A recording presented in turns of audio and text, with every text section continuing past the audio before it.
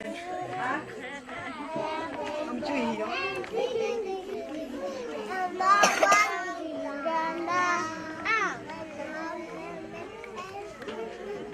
I want to hear how the animal went in there. 2 by 2 by 2 by 2. And they were walking.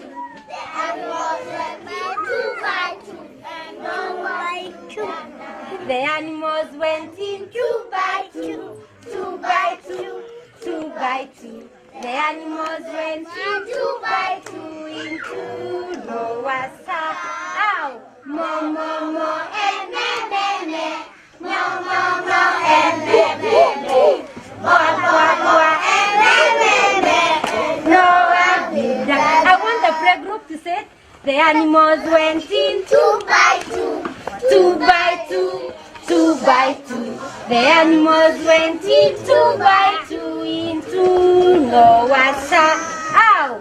Mo, mo, mo, and me, me, me. Meow, meow, meow, and woo, woo, woo. Quack, quack, quack, and kuru, kuru, kuru into Noah's ark. I'm happy today, so happy. in Jesus' name I'm happy because He has taken away my sins away. I'm happy, so happy today. And the time to be happy is now. And the place to be happy is here. And the way to be happy is to make someone happy and to have a little heaven down here. And the time to be happy is now. And the place to be happy is here. And the way to be happy is to make someone happy and to have a little heaven down here. I'm happy today, so happy. Jesus' name I'm happy because He has taken away my sins away. I'm happy, so happy today. And the time to be happy is now. And the place to be happy is here. And the way to be happy is to make someone happy and to have a little heaven down here. And the time to be happy is now. And the place to be happy is here. And the way to be happy is to make someone happy and to have a little heaven down here. I'm happy today, so happy. In Jesus' name I'm happy because He has taken away my sins away. I'm happy So happy today. And the time to be happy is now. And the place to be happy is here. And the way to be happy is to make someone happy and to have a little heaven down here. Now I will invite our director, just to pray for us. Since he's not here, we are going to pray, and which means now the function is officially open after this assembly, and we shall carry on with the rest of the program. When I want to pray,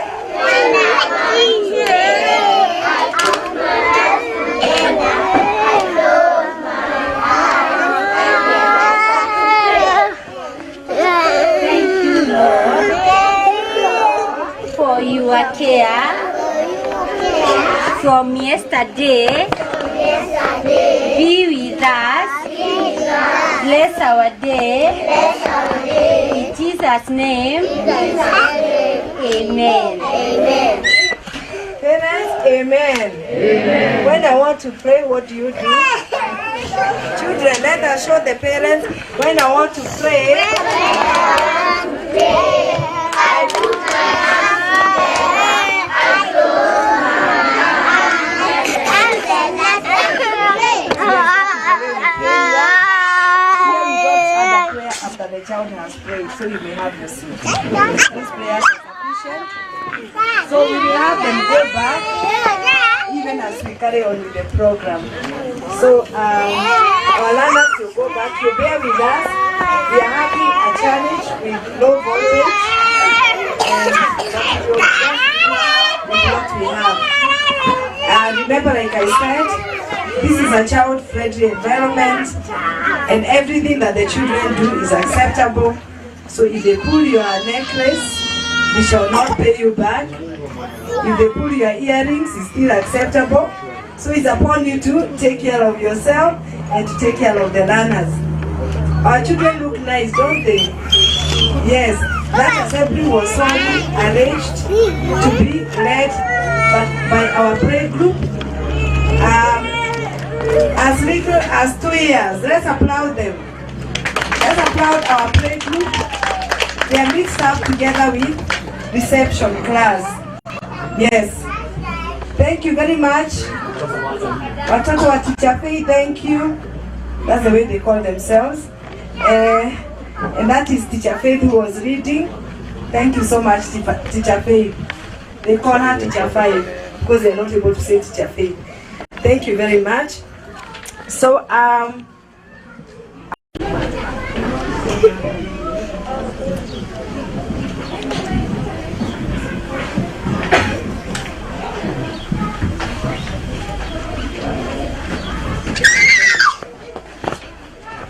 that is, we are going to have a presentation by Craig.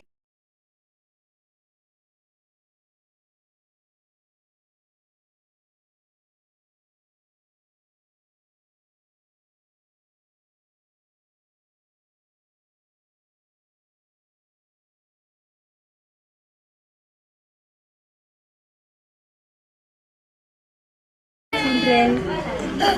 Good morning, children. How are you this morning? Are you happy to see your parents here? Now I want us to recite our memory verse, but before this, can we sing? Rejoice in the Lord always, and again I say rejoice. Rejoice in the Lord always, And again I say rejoice.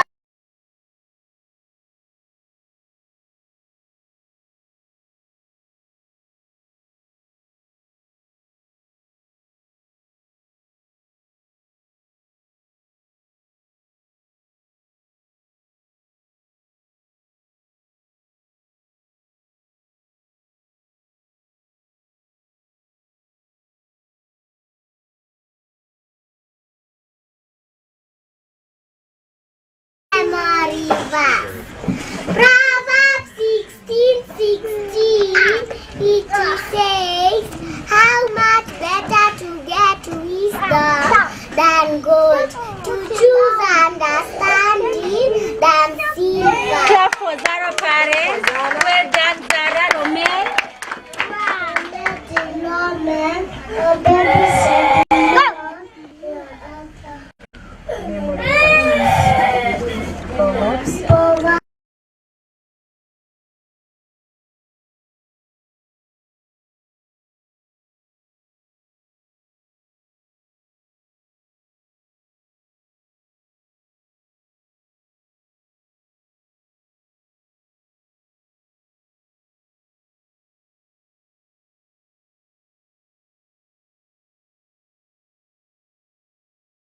And beyond, and I have a memory verse.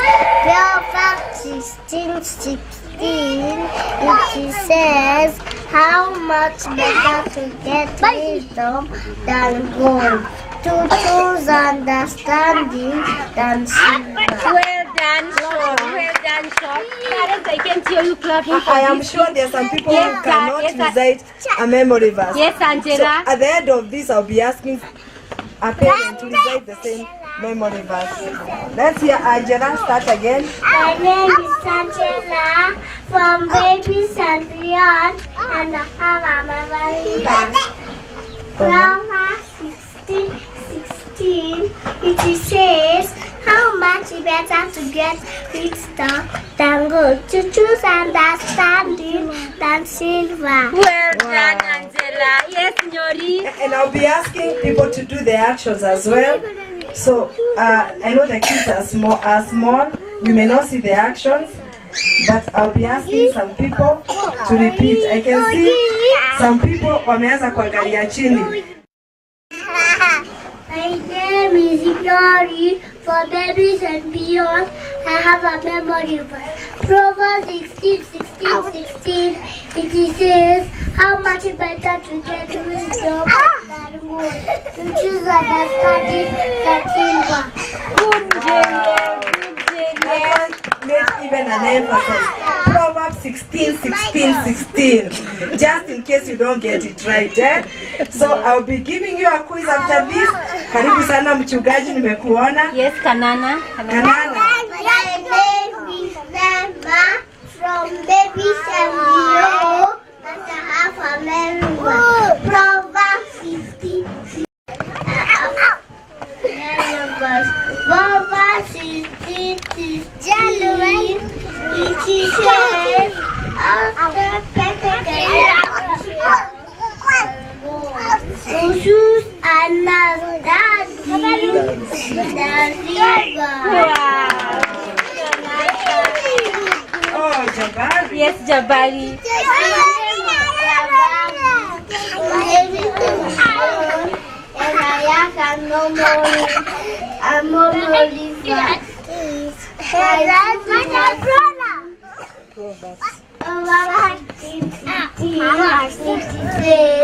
How much better to get young than gold, to choose understanding than silver. Good Jabari. Good Jabari. Who else? Malik doesn't want to be left behind. My name is Malik. My name is Molly. From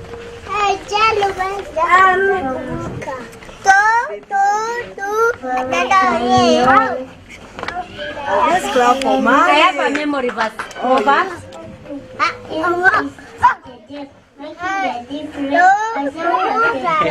Yes, make it a Malik. Lucas.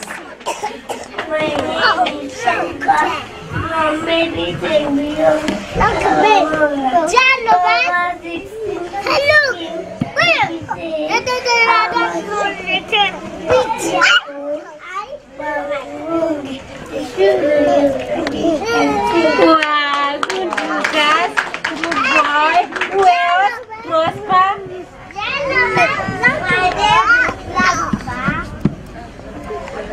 My name? My name is Plaspa.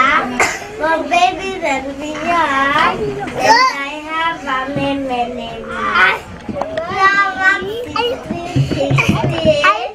It says, how much better to get this dog than a goat. Please understand this and silver. Well done, Prosper. Well done. Kamal Dylan.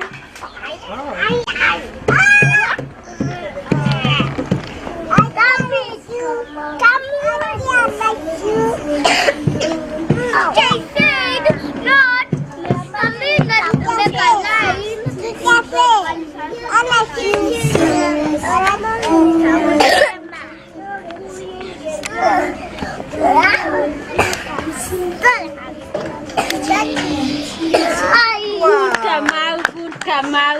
Clap for us, parents, now as we recite as a class. Please come here. Kanana, come. Okay, now can we go? Proverbs? I want to hear it. Proverbs? Proverbs 16:16. How much better to get wisdom than gold, to choose understanding than silver. Again, Proverbs? Proverbs 16:16. It says, how much better to get wisdom than gold, to choose understanding than silver. Wow. Now can we go to class? And they go, I will be asking the parents of this side to raise the same.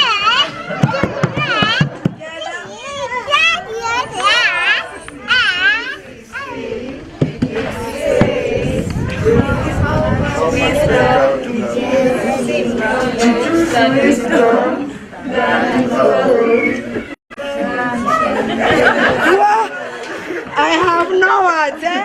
How much more to get than let me see here. You know, the pastor is out there. So other than pastor, I would like the rest to say Proverbs 16:16, it says, how much better to get wisdom gold, to choose understanding than silver. Wow, clap for yourselves. Now, can you do with actions? Yes, can you do with actions? Proverbs? Proverbs 16:16, it says, how much better to get wisdom than gold, to choose understanding than silver. Wow! That is excellent. You people are excellent. Now, what do I call you? Are you learners? I think now you are students. Now, we are so blessed to have our pastor with us, Pastor Reverend Joroge from Sitam Crest City, where I fellowship. And you know you have to choose at least a pastor. So Nieni Najua, and he preached to us last year during the concert, and he prayed for you parents, and you all paid the school fees. I even told him, by the way. I told him, your Maobi, by the way, default rate is 0. Yeah, so, and for that reason, I had to call him again, because I need him to give us a word and to pray for us. We are going to get into a tight academic year, beginning the 26th of April. And if God carried us through the other academic year, we are confident that He'll carry us through. Anyone, I also have Ann Bugwa, who is not only a neighbor in Sukari, I get a lot of support from our neighbors, but it's also from Sitam Crest City, and we appreciate your coming. Thank you very much for coming to escort our pastor. So without much ado, I'm going to invite Reverend Joroge to give us a sermon, even as the children prepare for the next item. The microphone.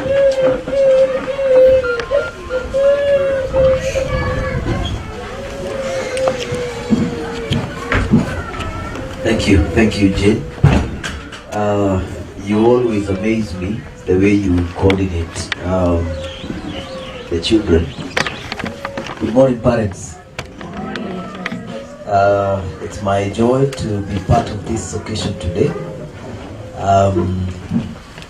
And just as a fellow parent, not in Babies and Beyond, but in another place, just to appreciate that we are still standing. The academic calendar has really made us to run. You are paying fees 4 times a year. That's not an easy thing for anybody. I know the mention of the name summer might evoke the memories of 2-hour sermon. I'm not going to preach for 2 hours.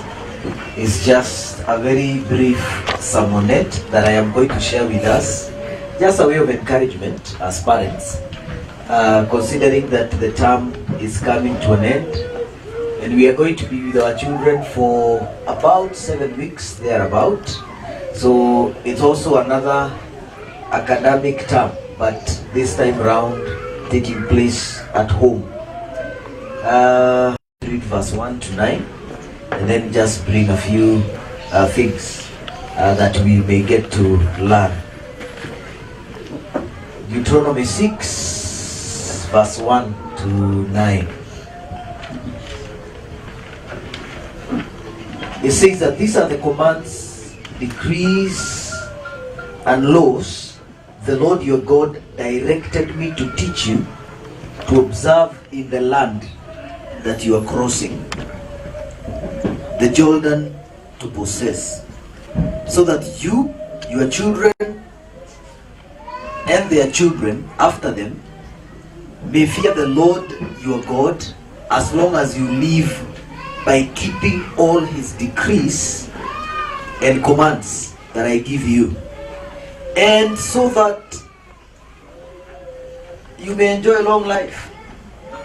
Hear, Israel, and be careful to obey, so that it may go well with you, and that you may increase greatly in a land flowing with milk and honey, just as the Lord, the God of your ancestors, promised you. Verse 4, Hear, O Israel, the Lord our God, the Lord is one. Love the Lord your God with all your heart, and with all your soul, and with all your strength. These commandments that I give you today are to be on your hearts. Impress them on your children. Talk about them when you sit at home and when you walk along the road, when you lie down and when you get up. Tie them as symbols on your hands and bind them on your foreheads. Write them on the door frames of your houses and on your gates. That's the word of the Lord. Now, Israelites at this particular time were about to cross into the promised land, and Moses, who had been their leader, is about to exit the scene. Now, an entire generation of those who had left Egypt had died in the wilderness, and hence it was their children who were about to enter and possess the land. God therefore, through Moses, reminded them of his law. That's why it's called Deuteronomy. Deuteronomy means second. It is just a way of revising what God had already said to the Israelites. And we know how the biblical narrative goes. And I know some of you may be wondering, how comes that a whole generation had died? And we talk about a generation covering about 40 years.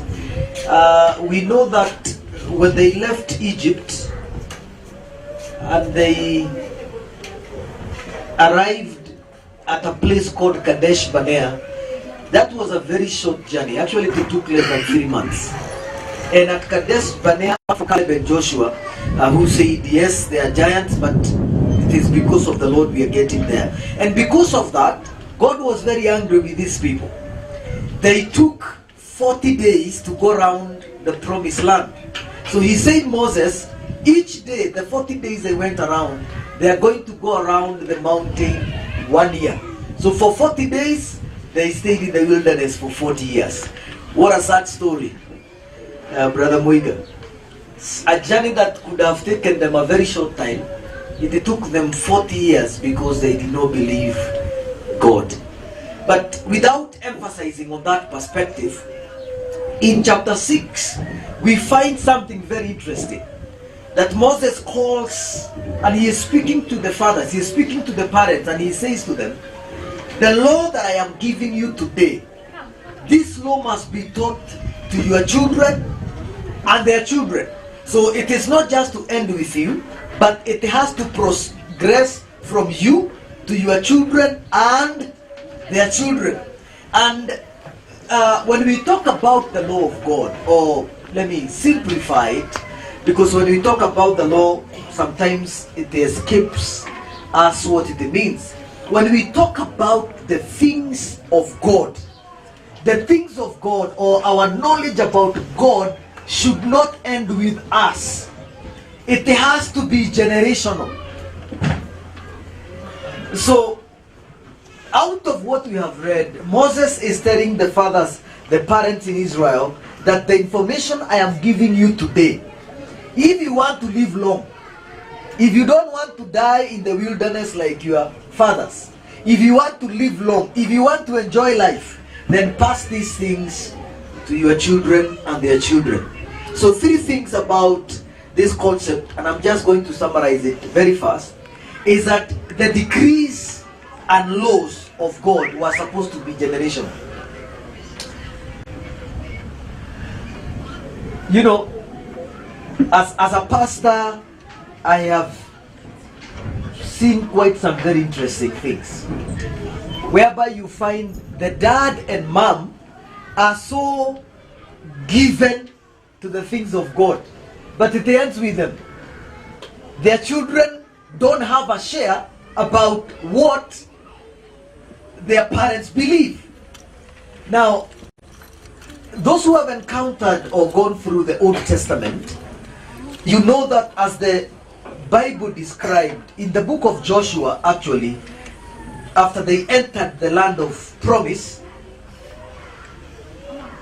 it is like their belief systems were so much affected in such a way that the people who crossed over Jordan and shared in the inheritance did not really have an understanding about what God had done to these people who he calls Israel, or even his great and mighty power. And that is why in Judges chapter 2 verse 10, you find the statement that after Joshua and his men who followed the Lord died, arose another generation that did not know God or what he had done for Israel. And for that reason, they went and worshipped other gods. A very sad story. So the decrees and the laws that God gave these people were supposed to be generational. We as parents, the knowledge about God that we need our children to take, it is us to pass it to them. It doesn't have to end with us. I came across a very interesting story that compares two families. And these stories are a demonstration of how powerful the generational influence of parents can be on their own family and their descendants. Now, it is said that in 1874, a member of the New York State Prison Board noticed that 6 members of the same family were incarcerated at the same time. The board did some research, looking back a few generations to find the original couple who initiated this tragic family legacy. Now, they trace the family line back to an ancestor born in 1720. And this man was considered lazy and godless, without a reputation, as the town troublemaker. He was also an alcoholic and viewed as having low moral character. To make matters worse, he married a woman much like himself, and together they had 6 daughters and 2 sons. Here is what the report revealed about approximately 1,200 descendants of this couple who were alive by 1874.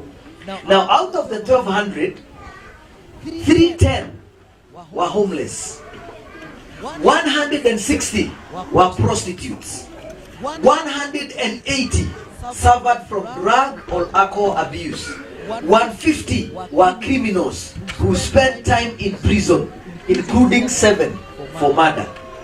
Now, the report also found that the state of New York had spent $1.5 million, a shockingly high number at the time, to care for this line of descendants. And not one had made a significant contribution to the society. Now, the second family study began with the famous preacher Jonathan Edwards, who was born in 1703. A profoundly religious man, lived a solid moral values, and became a minister and a dedicated family man. He married a profoundly religious woman named Sarah, who shared his values, and together they had 11 children. Now, eventually, Jonathan Edwards became the president of the Princeton University. Now, here is what researchers discovered about approximately 1,400 descendants of Jonathan and Sarah Edwards by 1874. Now, 13 of their descendants were college presidents, 65 were college professors, 100 were attorneys, 32 were state judges, 85 were authors of classic books, 66 were physicians, 80 held political offices, including 3 state governors, 3 were state senators, and 1 became Vice President of the United States. Listen to me, fellow parents. Whatever you do today has the power to transform generations. These young ones you are seeing here who look very nice, you know, even when they are memorizing, they may not be able to speak, but you can impact them, and not just them, but generations after them. One of the greatest challenges I have when I look at my children, I usually wonder, long after I am gone, what are they going to say about me? You know, for them, they would be talking about their dad, their children will be talking about their grandfather, and their children will be talking about their great-grandfather. Are they going to hold my name in very high regard? That they will say, that man is the one who brought this kind of legacy at home. And no wonder Moses is reminding the parents in Israel that what I am telling you today must affect generations to come. May the Lord help us. Number 2, about these laws that Moses was giving. These laws were to be taught. They were not to be acquired by osmosis by the children. No, they were to be taught. And that is why in verse number 6 rather, he says, this commandment that I give you today are to be on your hearts. Impress them on your children. Talk to them. Talk about them when you sit at home. So it was an active role. It's not supposed to be as a passive role where you imagine that because your children are coming to babies and beyond, and they have wonderful teachers, the directors, those people are filled with the Spirit. When you take your child there, something just happens and they become wonderful children. It is good to take your children to a religious institution, and in this case, a Christian institution. There is a story in the Bible about David and a woman called Bathsheba. What happened? And I knew he is not asking because he does not know. He was very specific. So I said, what did the teacher tell you, or wherever you had that story from? And he says, Dad, tell me. So I started engaging him in a very interesting conversation. I introduced the story, and we were actually all of us in the car, and I could see the mother looking at me with the corner of her eyes, because I knew where that question was leading. So I told him what happened. So I told him, David one time was supposed to go to war as a king, but he did not go to war, and when he's walking on the roof of his palace, he saw this woman bathing, and then he called the woman into his house, and they went to their bedroom. And my son, it means he knew what he was asking. So he put his fingers in his ear so that he doesn't hear the other part of the story. But I told him, no, remove those fingers. You are the one who asked. So if I did not engage him at that particular point, who else could? And of course, sometimes it is very intimidating, I can tell you.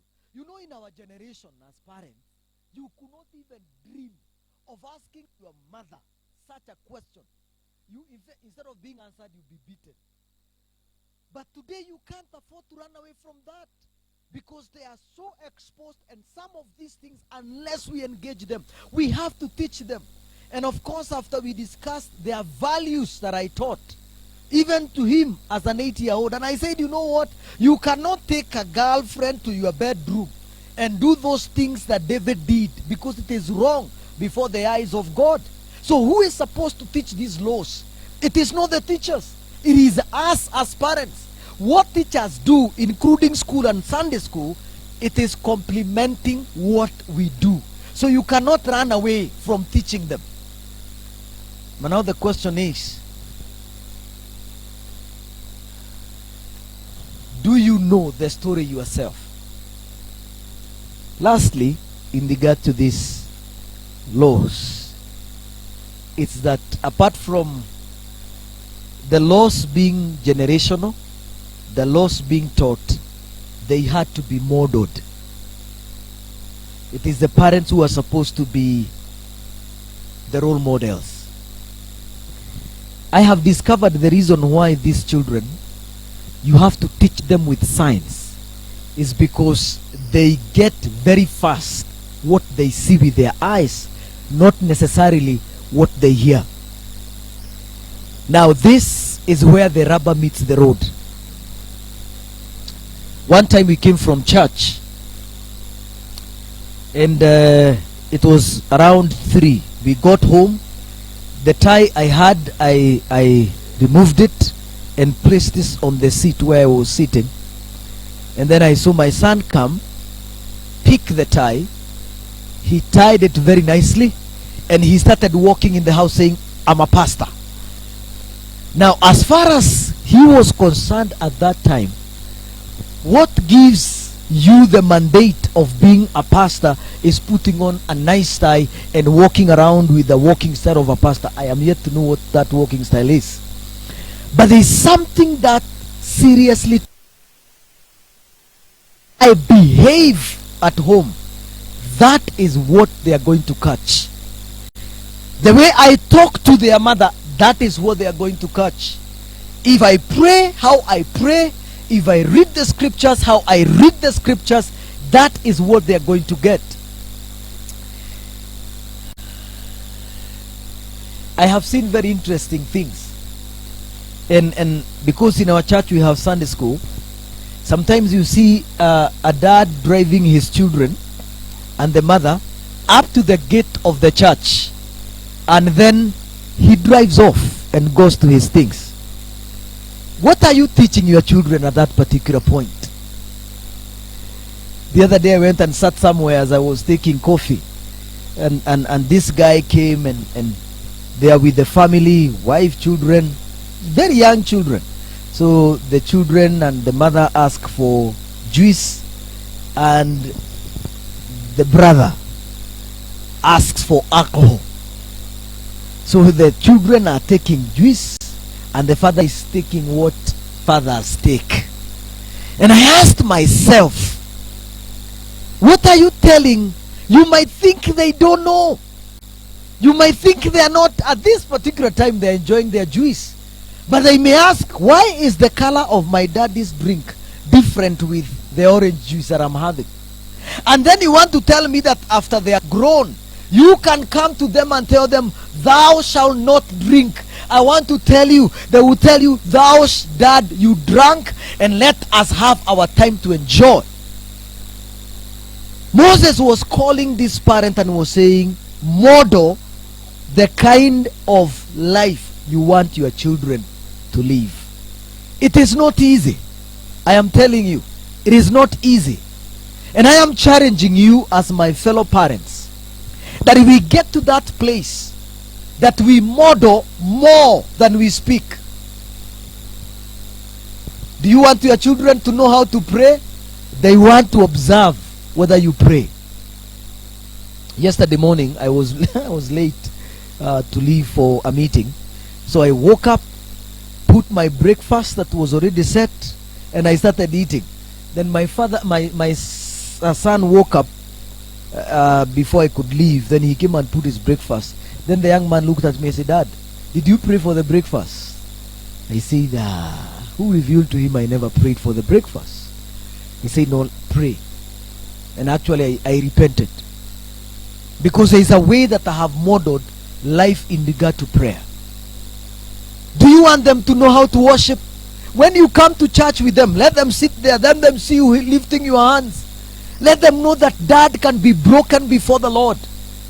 Let them know that dad honors God. That's how they are going to live. How do you speak as a couple in the house? That is how they are going to take. They are going to embrace what you are going to model them. I grew up in a polygamous family, and the only way I knew that a man is supposed to behave in the presence of his wife is to be this macho guy, you know, so that your wife can fear you and know you are the king. So I was waiting to get married, because let me tell you, by the way, most of the time I never had my father calling my mom those nice names we call our wives. unajua Mwiga, what you call Jane. I never heard him call mom sweet, honey, whatever. My father could just get into the main house and he just says, yeah. And my mom comes running and I knew, yes, what a revelation. So one time I got home from work after I got married and I decided to exercise what I saw in the house. So my wife was at home. So I did not even say hi to her. When I found her seated at the table room, I went straight to the bedroom. And there I said, hey, do you think she came? And I was so pissed off. I came asking, didn't you hear I was calling you? He says, excuse me, I thought you were sneezing. And I knew this is a different ball game altogether. But that is what I had seen modeled. That's what I had seen modeled. So I asked myself, what am I modeling for my children? You know, when we are driving together with them in the car, many times I have to remind myself, I have some nations seated behind here. Because of the crazy things you find on the road. You know, these matatus are just coming, cutting, and you feel like you want to just, you know, roll down your window and say, wait, and call them very, very unprintable words. But you remember, that's what they are going to pick. There's a tendency of you drink your water and you want to throw that bottle outside. And you remember, whoa. Many times I have been tempted even to cross the lights kwa sababu we don't obey the traffic lights. And I remember one time I was about to do that and my daughter said, Dad, the light is green. And I felt so humbled. So what is it that we are modeling? How do we carry ourselves in the house? And not just in the house. As a matter of fact, as I end with this, in the house, when you sit down, so even the way you carry yourself in the house, they are watching, they are observing. It says on the road. So as you are engaging in the marketplace, they are seeing how you are engaging. All right? So they want to be modeled in a way that glorifies the Lord. And I was saying in church on Sunday, sometimes when we are joining, that was the other Sunday, when I'm joining couples for wedding, you know, I'm standing there, the young man is there, and the girl is being walked down the aisle by the parents. I look at the father and the mother and I'm saying, are they celebrating that they are giving their daughter to that man there, and they know this is a gift? Or they are looking at that young man, they are saying, brother, we are interceding for you. You are getting yourself in trouble. Because they know how they have discipled their girl. Or even the father of the boy, they are looking at the girl saying, do you know what you are getting yourself into? That's a major challenge we have. How do we carry ourselves? How do we even, in terms of dressing, how do we present ourselves? We have such a challenge as parents to model. This is the most difficult thing. Do you know, by the way, even Jesus Christ, his ministry with his disciples was modeled more than taught. Mark chapter 3 verse 13, he says, and Jesus called them to be with him so that he can send them. And they saw how he is casting out the demons. He saw how he is dealing with the Pharisees. I pray that as we go with our children home for the next 7 weeks, we are going to be the best role models in as far as their lives and modeling Christ is concerned. Parents, I am telling you this, knowing how challenging it is, even at home.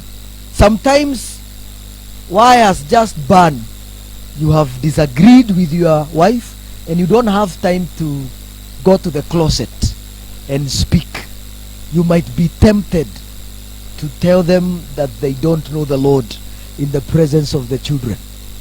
You might be tempted to lift up your hand and slap each other.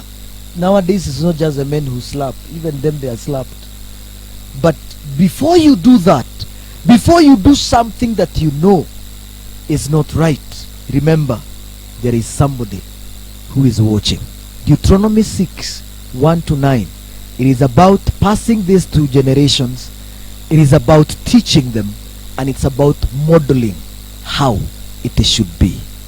I want to pray for us that even as we go into the holiday season, God will help us to appreciate, number one, that these are gifts from the Lord and we should carry them the way the Lord wants, and to appreciate the fact that we will have another opportunity long enough for us to be with our children at home so that they can only learn and carry with themselves what we are going to teach them and model for generations to come. Father, we come to you this wonderful morning, thanking you, Lord, for such an amazing opportunity. An amazing opportunity to be parents. The gift of parenting is one that everybody should go through, because it is such an amazing thing to do. But Lord, we are living at a time where or when parenting is not for the cowards. It is for those who are going to arise and look at the children, the offsprings that you have given us as nations, beyond our homes, beyond our estates, beyond our country. Nations that are going to change, or young people who are going to change nations for God. Those two stories that we encountered this morning, I pray that for every parent seated here, our generations are going to be a generation of people who fear God and walk in his ways, because we are going to be actively involved in raising such. I pray that, Lord, your grace will be sufficient as we handle all these responsibilities. I pray for the families where we have the father and mother, that they are going to walk so much together and be together involved in raising their offsprings. I pray for the single parents, single mothers and fathers. I pray that, Lord, you will grant them the grace to carry out the double role of a mother and a father at the same time. But at the end of the day, may we be aware of this one truth, that you have given us these children. They may belong to us by name, but we are but stewards. And we should answer this question. When we have exited the scene, what values are we going to have instilled in our children? Values that they are going to pass to their children and great children. Values that are going to help them encounter and engage life. Values that are going to enable them navigate life and navigate it as victors. Lord, I pray that you grant us that grace to be good models, role models, to be good teachers to our children.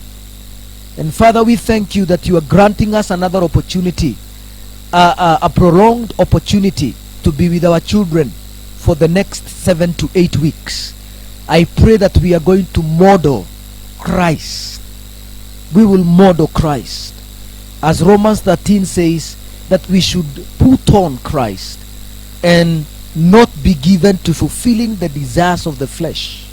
That, Lord, our lives are going to radiate in their lives, and that, Lord, they will stand out to be counted, and it will be said in years to come, that is the son of so and so that is succeeding, that is the son of so and so, that is the daughter of so and so that is changing and transforming lives.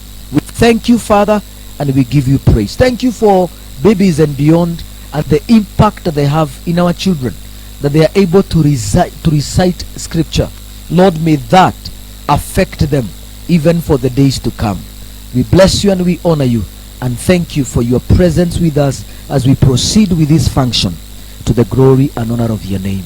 In Jesus' name we pray, and the people of God said, Amen. Thank you. God bless you.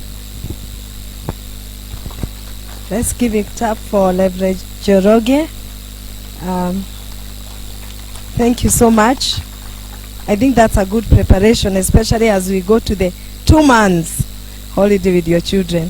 You know that you've been complaining that the holidays were 1 week, 3 days. Now you have 9 weeks.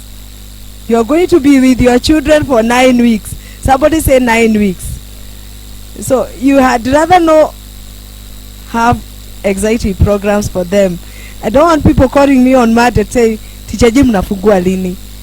Tunafugua 26th of April 2022. Somebody say hallelujah there. 26th of? That is when schools are opening for the new academic year. So thank you so much, Mchungaji, for getting us to that. Indeed, we need to get programs for our children. For me, it's easy because that's what I do. That is my job. So, and I know for you, parents, the words from Pastor are going to even direct us on the way forward. You look extremely good. For those who did not get the memo, we are dressed in all white. And if you do not have all white, we shall be penalizing you at the end of this. So we will be asking you to do an activity. You look exciting. I know some of these things that we ask you to do. Hey, at me this time ilipatia jasho, eh? All white, nasikuwa na hiyo all white. I think the director of finance was hit by this all white thing that he had never worn. At least me, I wore an all white during my wedding. Him, he had never. It's an opportunity. And parents of people too, tukutane nyuma ya hema, because I think you may need to refer me for what I'm wearing. A whole Saturday looking for an outfit so that I may beat that memo that I signed, written all white. But why do we do this? If you recall your first graduation, when you graduated from college, do you remember how you went out of your way, Mama Karanja? Unakumbuka? Yes.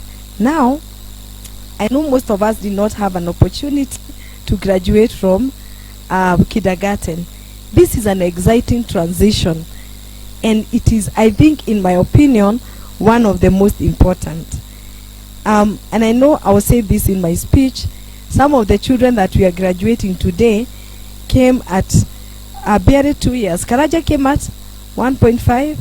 Yeah, Karaja is one of our graduates, and he came at 1 year, 5 months.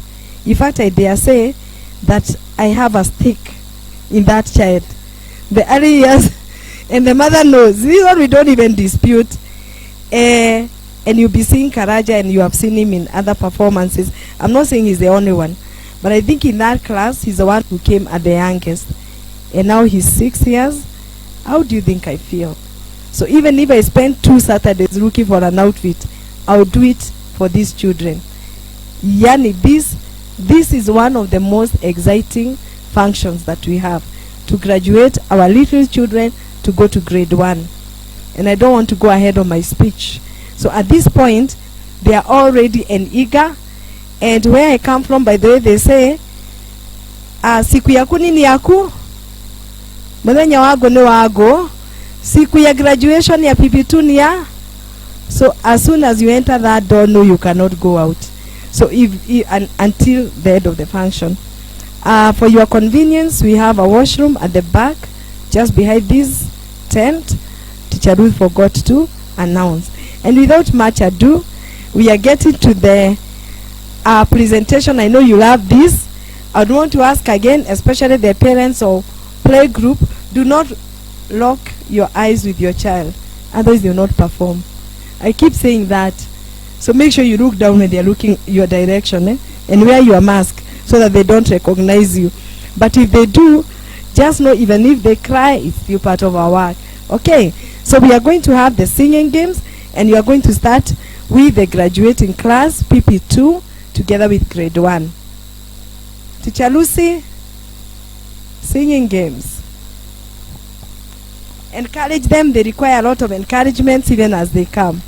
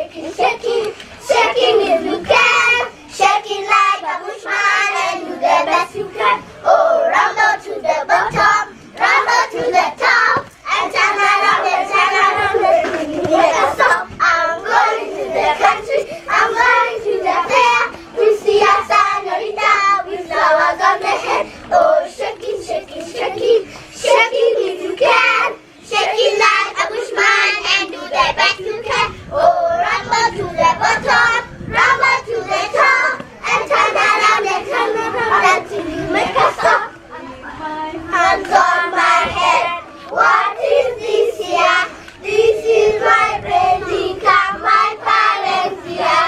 Raising car, digging a do. That's the way I was when I went to school. With my hands on my chin. What is this here? This is my chineka, my parents here. Raising car, chineka, digging a do. That's the way I was when I went to school. With my hands on my chest. What is this here? This is my chest of town, my parents here. Braininka, Shineka, Rochester, Nikinaka. That's the way I was when I went to school. With my hands on my stomach. What is this here? This is my bread basket, my parents here. Braininka, Shineka, Rochester, bread basket, Nikinaka. That's the way I was when I went to school. With my hands on my knees. What is this here?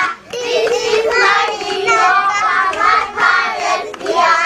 Braininka, Shineka, Rochester, bread basket, Inoka, Nikinaka. That's the way I was when I went to school. Chineka, Rochester, bread basket, Inoka, Nikinaka. That's the way I was when I went to school. Ukuti, wanazi, wanazi. Ukuti, wanazi, wanazi. No pepo kija, no pepo kija, no pepo kija, no pepo kija. Echam tete, tete, echam tete, tete, echam. Nadeya, echam tete, tete, echam tete, tete, echam. Nadeya, echam tete, tete, echam tete, tete, echam. Mosherene wena norea, wanageshiko. Mosherene wena norea, wanageshiko. Rea gocha korea, rea geshiko. Rea gocha korea, rea geshiko. Rea gocha korea, rea geshiko. Rea gocha korea, rea geshiko. Follow the leader, leader, leader. Follow the leader. Hey, follow the leader, leader, leader. Follow the leader. Hey, hands up, hands up, hands down. Stomach up, stomach up, stomach in, stomach in. Follow the leader, leader, leader. Follow the leader. Hey, follow the leader, leader, leader. Follow the leader. Hey. Awesome. I could hear Mama Leila. Oh, shaky, shaky, shaky. By the way, believe it or not, I was involved in singing game in primary school. That time we used to come to KICC. And we always won. We came all the way. And that was one of the songs. Plus another one that you would quote and say, oh, Shiawaduria, Aratareka. And imagine we would win all the way to KICC. So I am very passionate about singing games. Extremely passionate. Why don't you give it up for PP2 and grade 1? Isn't that awesome? I know some of you may be wondering what is chiki chaka choco chaka choco chiki, whatever, yeah? By the way, some of these songs don't have any meaning. They are just meant to be fun. They're just meant to, you know, when kids are playing outside, they're supposed to be excited. They're not supposed to be structured. It's just supposed to be normal. That is what singing game is all about. It's supposed to be fun. It's supposed to be uncoordinated. But now for our learners, what is most important is that they know from this one to the other one. They know when they're supposed to do this and when they're supposed to do this. Let's give it up.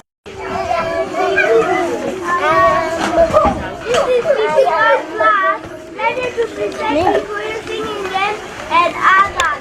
Welcome. My name is Christiano Willow and I come from 51. I'm in 51 class. Thank you. My name is Asin Jerry Moredi. I'm in Baby Senor. I'm in 51 class. Thank you. My name is Asa Motangoge from Baby and Beyond School and I am in 51 class. Thank you.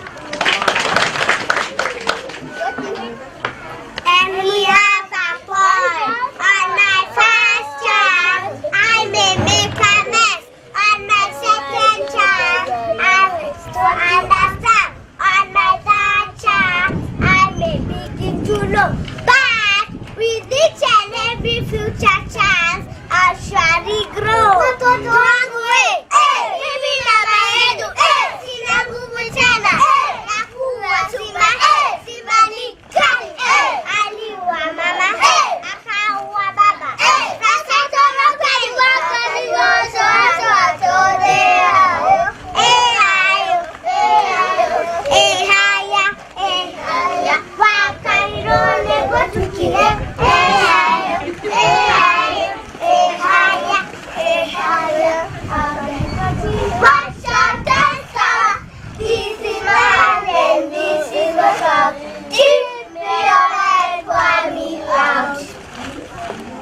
Five little ducks went for a walk over the hills.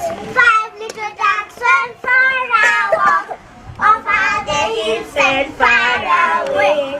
Mother duck said quack, quack, quack, and only 4 little ducks came back. 4 little ducks went for a walk over the hills and far away. Mother duck said quack, quack, quack, and only 3 little ducks came back. 3 little ducks went for a walk over the hills and far away. Mother duck said quack, quack, quack, and only 2 little ducks came back.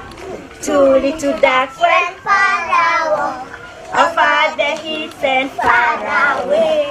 Mother duck said quack, quack, quack, and only 1 little duck came. One little duck far away over the hills and far away. Mother duck said quack, quack, quack, and only 2 little ducks came back.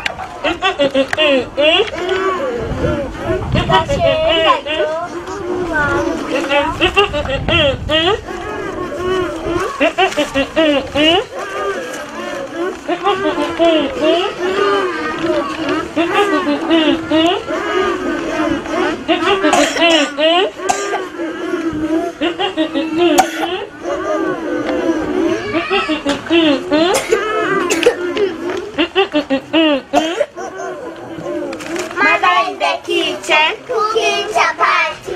Yum, yum, yum. Yum, yum, yum. I like chapati. Yum, yum, yum. Yum, yum, yum. 1, 2, 3, 4, 5, 6, 7, 8, 9, 10. Gaseri gaito. No one nedia. Yamwana gaito. Gaseri gaito. No one nedia. Yamwana gaito. Si baba, si baba, si baba, si ba. Si go go, si go go go, si go go, si go. Si nyu nyu, si nyu nyu nyu, si nyu nyu, si nyu. Sabodi, sabodi, sabodi, sabodi. Napiga simu. Hello. Niko BNB. Naita Asha. Aje tucheze arambata, arambata. Sidere, sidere, arambata, arambata. Sidere, sidere, arambata. Napiga simu. Hello. Niko BNB. Naita Shami. Aje tucheze arambata, arambata. Sidere, sidere, arambata, arambata. Sidere, sidere. Napiga simu. Hello. Niko BNB. Naita chichache. Aje tucheze arambata, arambata. Sidere, sidere, arambata. Sidere, sidere. Na kidumisha. Hey. Kianze. Hey. Na ki, na Asha. Kidumisha. Kidumisha. Hey. Kianze. Hey. Na Branson. Na Lia. Kidumisha. Aya, no, no, waya body. No, no, waya body. No, no, waya body. No, no, waya body. Meto dumewane, meto dumewane. Negre, negre, negre, negre, negre, negre. Let's make that toe. Let's make that toe. Let's make that toe. Let's make that toe. In the dustbin, in the dustbin, in the dustbin just now. In the dustbin, in the dustbin, in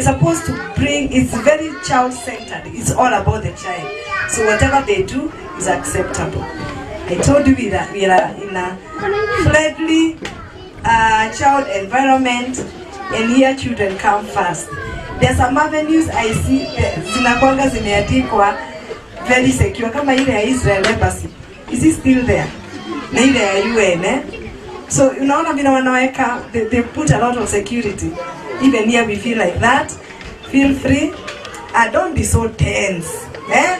That is why I told you to wear white, so that you can loosen up. Can you stand up and stretch like this and like that? Remembering you are in a child-centered environment, and here children come first, and here we behave like them. You know, Pastor, you forgot to say, in the book of Matthew, can you imagine Jesus likened the kingdom of God with little children? That is why, by the way, when you see me doing the things I do, if I told you my age, mtashanga, sitawabia. Now, it's just because children are very valued by Jesus. Imagine kusema wacha wao wazee wakuji. You know, my father-in-law is here. He's 99 years, eh? Hiyo mzee ako hapo. By then anawachukiaga watoto wenu. Akiona mtu akifanya kitu, no shionua yako ikaga, you know. Father, salimia watu. He's 99 years old, 99. And Jesus did not say wacha huyo mzee akuje. In fact, ameshindwa kutembea. Jesus said, let them come to me. And I know one of the reasons why the disciples did not want the children to come. I'm sure kulikuwa na yule alikuwa na makamasi. Na wakikuja tu hapo utaona tu watakuwa na makamasi. We take our wives, we wipe them. When I said white, Teacher Faith asked me, Teacher Jane, yani mimi nivae Teacher White, color white. Now we know they will come and jump on you, they will step on your head. So now the staff told me, you represent us, eh? We are white because it is not easy. Otherwise will be brown. And that is our joy. So have you stretched a bit? Yes, if you are stretched about, before I call somebody to perform a singing game, you have a seat. And you are going to have a poem by our play group reception class. Play and reception class. I'm told it's a dance. Oh, now some of the things that we do here in Babies and Beyond, we embrace dance. Somebody said dance. We even have a dance for grown-ups on Saturdays. Kuna wale mumeniona kwa mtandao. By the way, it was me. Muliniona? Niki dance. That was me. I dance on Saturdays. So we have embraced dance. We sing to Christian music. Najua mchungaji yako hapa anaanza shangaa. We sing to, and why do we do that? Music and dance has a way of unlocking a person. And especially, you know, here now we have a lot of needs represented, delay speech, etc., etc. Music and dance has a way. You know, when you put that song, do you see the way they get mesmerized by cartoons? Now we are the cartoons here. We dance and they get unlocked. Whatever potential that they had, those who could not talk, they talk. Those who are shy, stop being shy. Because music just has a way. You know? That is what dance does. So we are going to do, and that is why, by the way, music and dance is compulsory here. And we actually have a resident dance coach who makes us make the right move. Some of you, if I tell you to make those moves, I am not going to embarrass anyone. So give it up for our PP1, PP2 and grade 1 as they perform a dance. Give it up for them.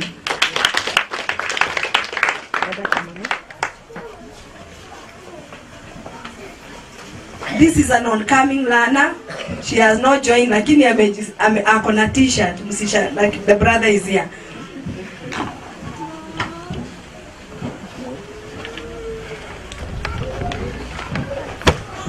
PP1 and grade 1, give us a smile. Most of them don't have teeth. They are between the teeth, milk teeth coming out. So their smile is a bit shy. But they are not shy, they are dancing. And that's our dance coach, Teacher Audley. Yes.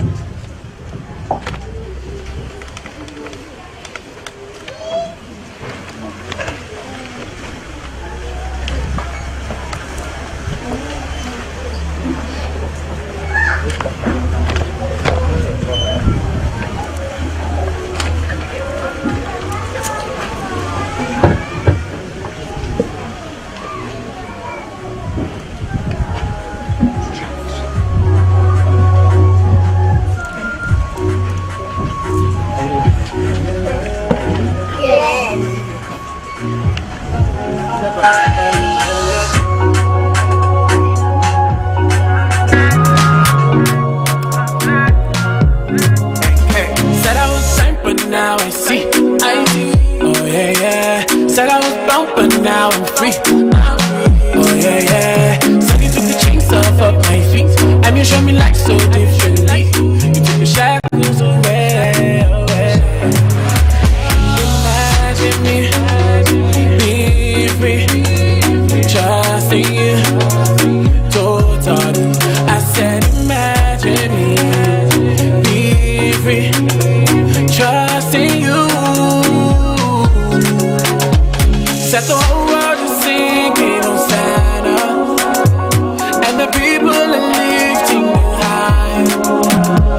Set the whole world is singing Hosanna, and the people are here.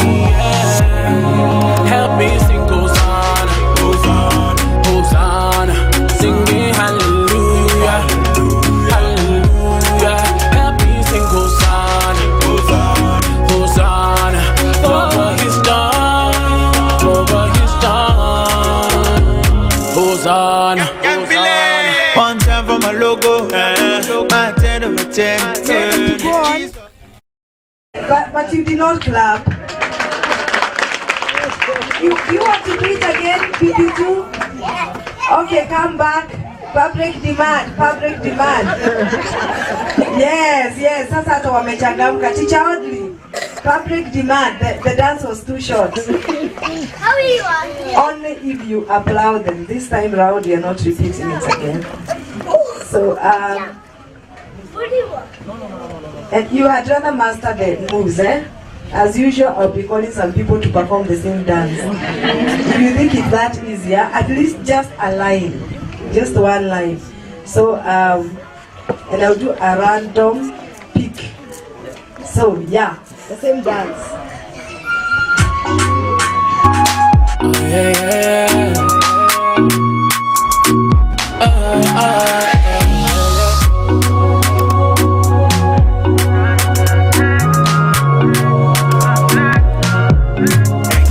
Said I was signed, but now I see. Oh yeah, yeah. Said I was bound, but now I'm free. Oh yeah, yeah. Said you took the chains off of my feet, and you showed me life so differently. You took the shackles away, away. Imagine me being free, trusting you totally. I said imagine me being free, trusting you. Set the whole world is singing Hosanna, and the people are lifting you high. Set the whole world is singing Hosanna, and the people are here. Help me sing Hosanna, Hosanna, Hosanna, singing hallelujah, hallelujah. Help me sing Hosanna, Hosanna, Hosanna, for what He's done, for what He's done. Hosanna. Logo, my 10 over 10. Jesus be my logo. Can I hear it? At least that was better, yeah? Our chief guest has arrived. KICD, Madam Grace Mwale. Mwale, karibu sana. We appreciate your coming. Yes. Are we doing fine? Yes, yes. Are we doing fine? Yes. Yes. That's what I expected. So now we are going to, in the same breath, have the PP1s. This class, by the way, if you don't applaud them, they mute. So as they come, you'd rather applaud them. These are the 5-year-olds who are going to PP2 and who will graduate in November. So give it up for our PP1s. They are coming for a dance.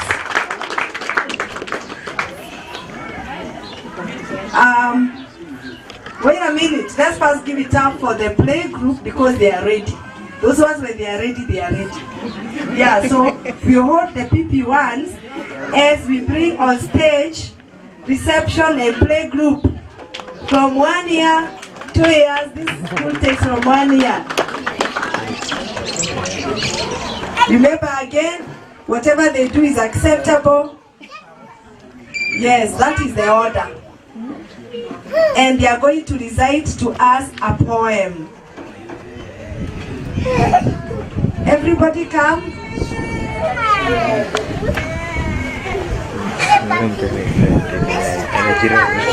Together with their teachers, the famous Teacher 5, wave at the parents.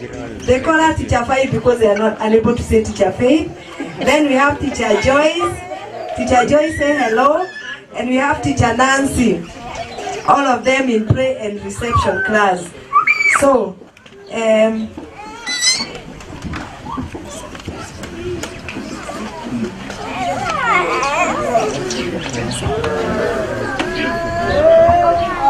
how are you, my people? You are good? Are you good? Yes. Now we want to recite our poem. Are you ready? Yes. Who wants to start with that for us? Jabari. My name is Jabari, Baby Sendion, and I have a memory at home. My school name is Baby Sendion. Our director name is Chaje. Our motto is making a difference, a child at a time. Proud for Jabari. We take that time to wanted our parents to know about our school, and more important, our school motto, making a difference, a child at a time.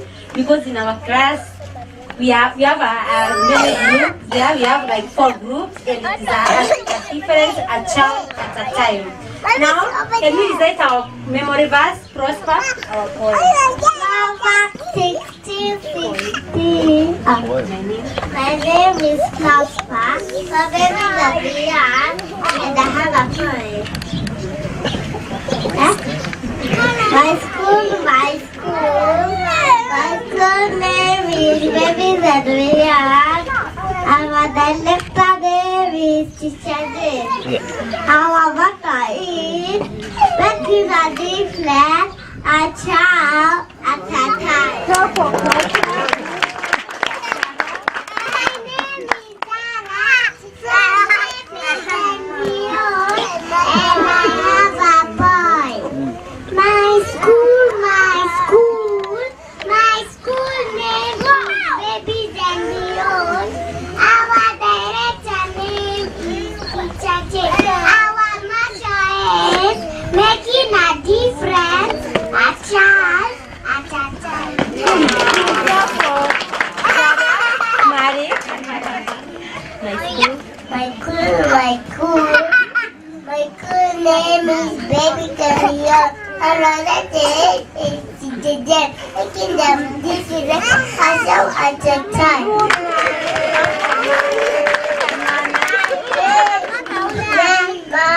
From Baby Sendion, and I have a boy. My school name is Baby Sendion. Our director is Teacher Jane. Our motto is making a difference, a child at a time. Good. Kankana, what is your name? Good.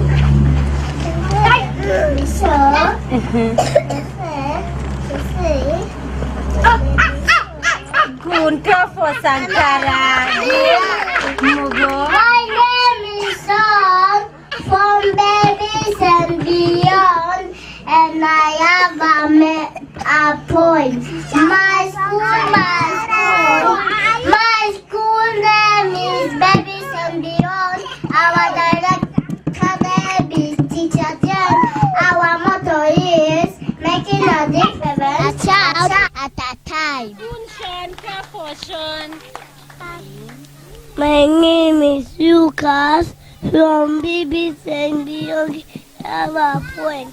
My school young and director name is Gita. He's making a gift a show at a time. For Lucas' parents, from My name is Loman, a Baby Sendion, boy. My school, Baby Sendion, Also, my brothers, the and the teacher. Our motto is making a difference, a child at a time. Clap for Romel and parents, you are talking, you are not even listening. My name is Nyari. For babies and beyond, I have a poem.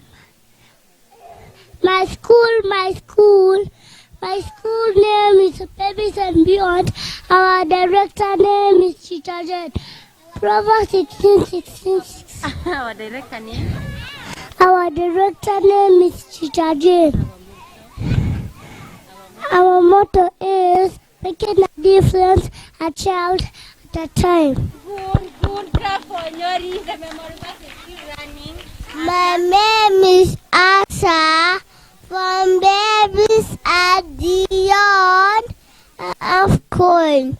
My school name is Babies and Beyond.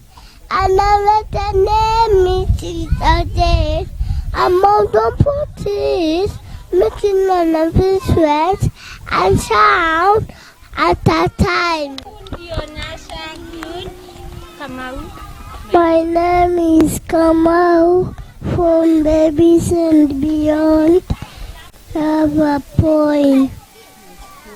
My school is Babies and Beyond, and the lecturer is Teacher Jen. Our motto is making a difference, a child at a time. My name is Kai from Babies and Beyond, and I have a memory, and I have a poem. My school name is Babies and Beyond. Our director name is Teacher. Our motto is making a difference, a child at a time. Clap for Kyle. Good, Kyle. Ella, my name. The name is Ella. Your name is Ella from? From. Babies and Beyond. From. Babies and Beyond. Good, Ella. Clap for Ella, parents. Where is Sean? My name is Sean from Babies and Beyond, and I have a memory. I have a point. My school name is Babies and Beyond. Our director name is Teacher Jen. Our motto is making a difference, a child at a time. For Sean. Okay, now everyone, can you come here? Can you surround me now? We say our poem. Everyone, no, wait, Jabari. Kamau, Gogi, come. Okay, now can you go my school? My school name is Babies and Beyond. Our director name is Teacher Jen. Our motto is making a difference, a child at a time. For them, and that's what we always do here. We make a difference, a child at a time, and we are still here on the stand because we have a dance. Come on, now you know. And you understand why they have to recite one by one. It has nothing to do with the group. It has everything to do with one child data. Yes. So they are performing a dance. Yes. Dance. Let's go and dance.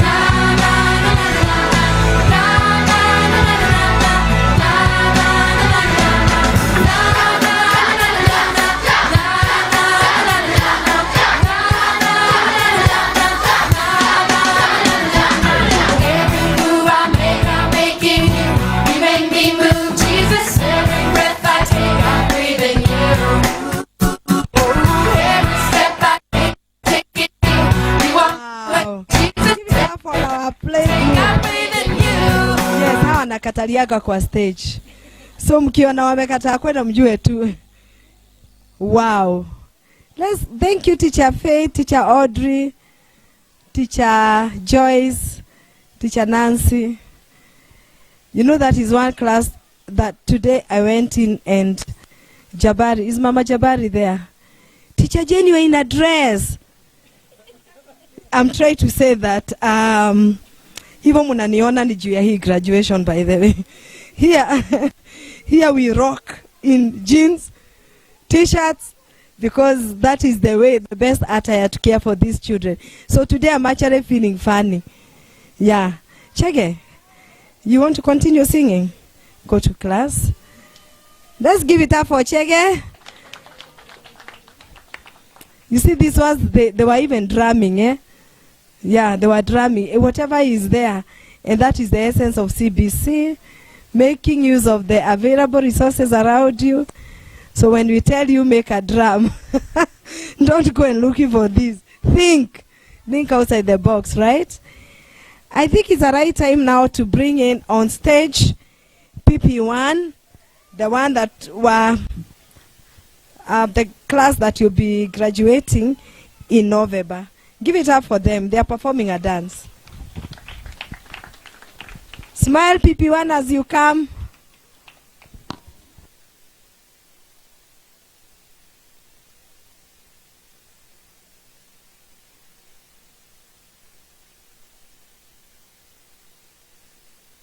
And as they organize themselves, remember the theme of our graduation is teamwork and collaboration.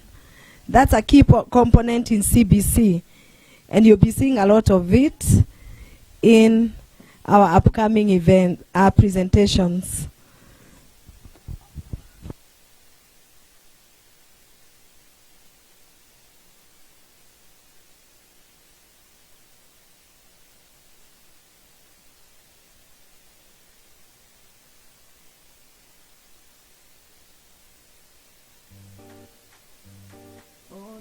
Oh yeah. Oh nah. If my God is for me, tell me who'll be against me. Tell me who's standing near me. Tell me who wants to dare me. If my God is for me, tell me who'll be against me. Tell me who's standing near me. Tell me who wanna dare me. Yeah. This is the story of my life, oh. Many men try to bring me down, oh. But if my God says this and his word says this, then it's already done, oh yeah. They can come, I don't care, oh. My God has got me in a loco. And he's showing me that you it's a war, me, I shall down me by me. If I told you, fool me, call out now. It's a war, me, I shall down me by me. If I told you, fool me, call out now. If my God is for me, tell me who'll be against me.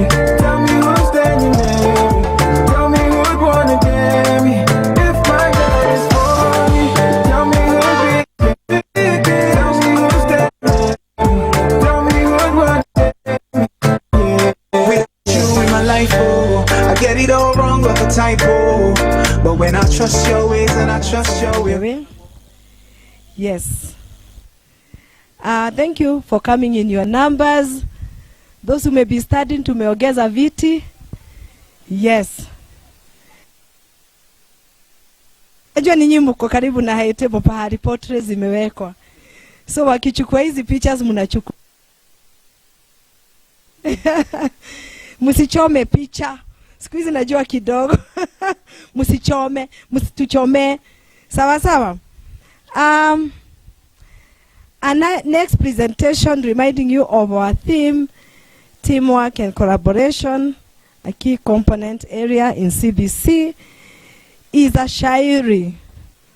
Somebody say shairi. There is no ceremony that can end without. Who remembers a shairi? Mama Jidena lazima. Najua nakuoneaga. Mama Nia, lazima ulisema shairi mahari. Mama Leila, lazima. Uko na kashairi?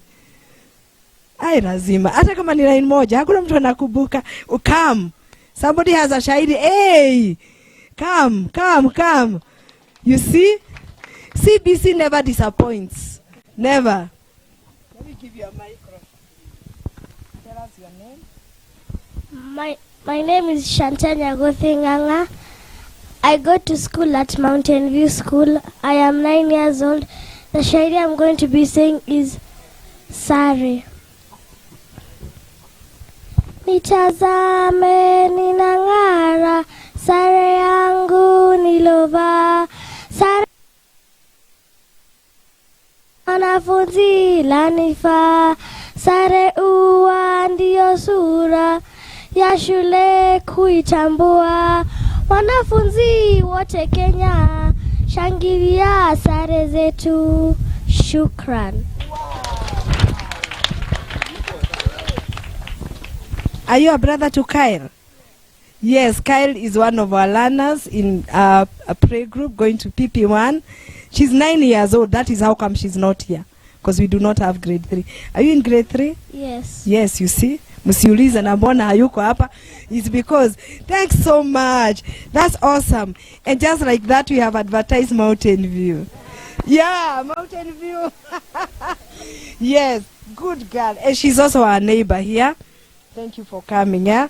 And this is the confidence that CBC builds. Competency-based curriculum. I must drum this on and on because you must embrace it. Because hakuna kurudi nyuma. Hakuna change. Musisikize politics. CBC is here to stay. Thank you. Okay, now let's give it up for the people who are doing the shairi. Grade 1, PP1 and PP2.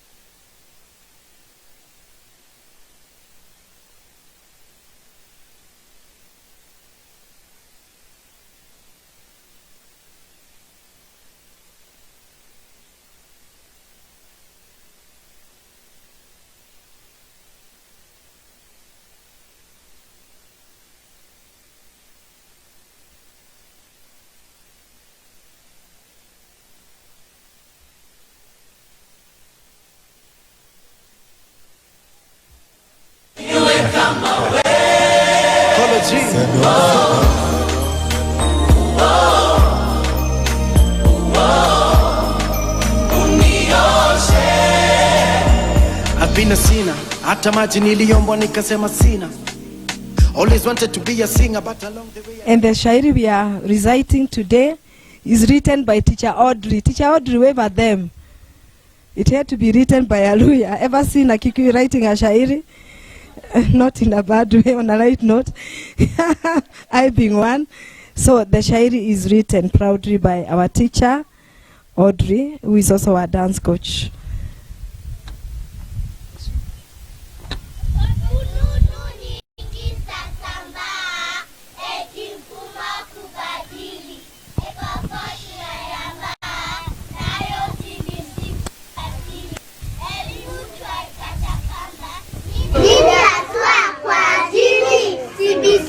Kitajiri wachotole na tuponda siku nuna hasa ni kweli F4 timuliwa nimekwisha doka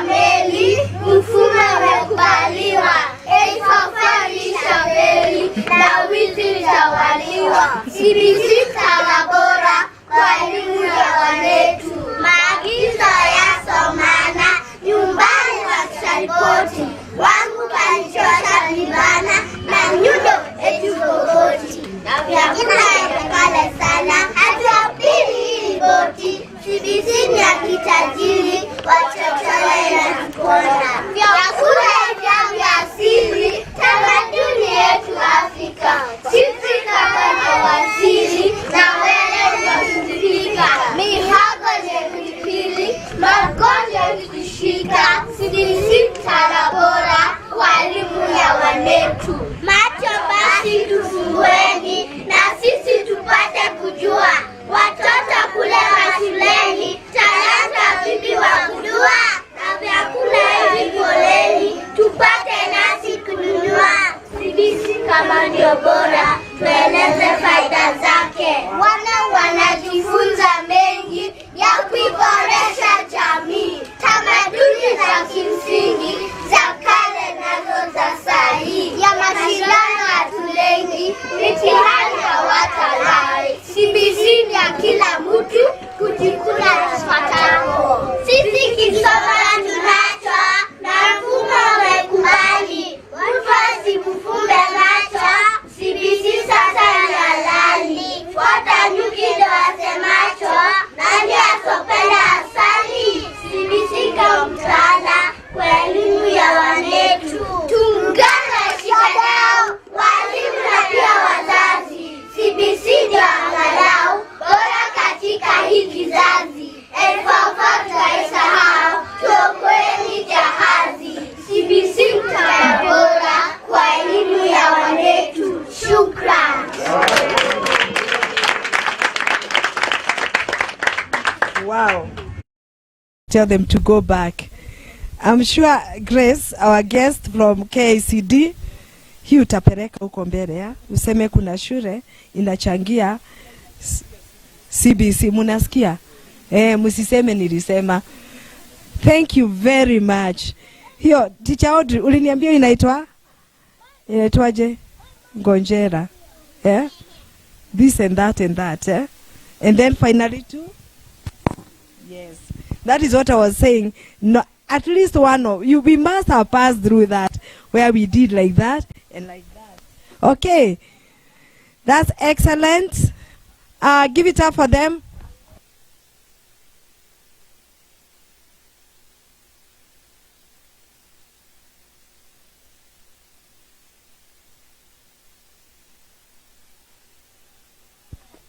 I'm told that, this is our most important function.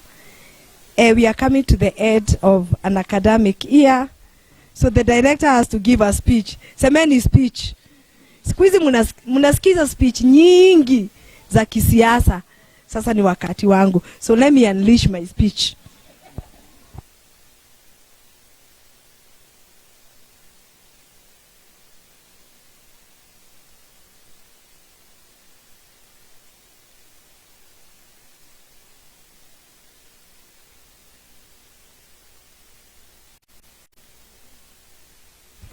And in the same mood of CBC, we are going to do it differently.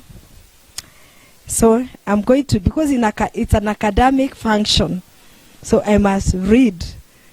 Lazima nisome. Mgeni mheshimiwa, wazazi, itifaki iliyozingatiwa, hamjambo. Ni nafasi nyingine tena kama kawaida. Mimi nina mchanganyiko wa hisia kuhusu sherehe hii ya leo. Nina furaha nyingi kwani kwa mara nyingine tena watoto wetu wanahitimu chekechea. Kwa upande mwingine nina wasiwasi wa utengano huu baada ya miaka ya kuwa pamoja nao.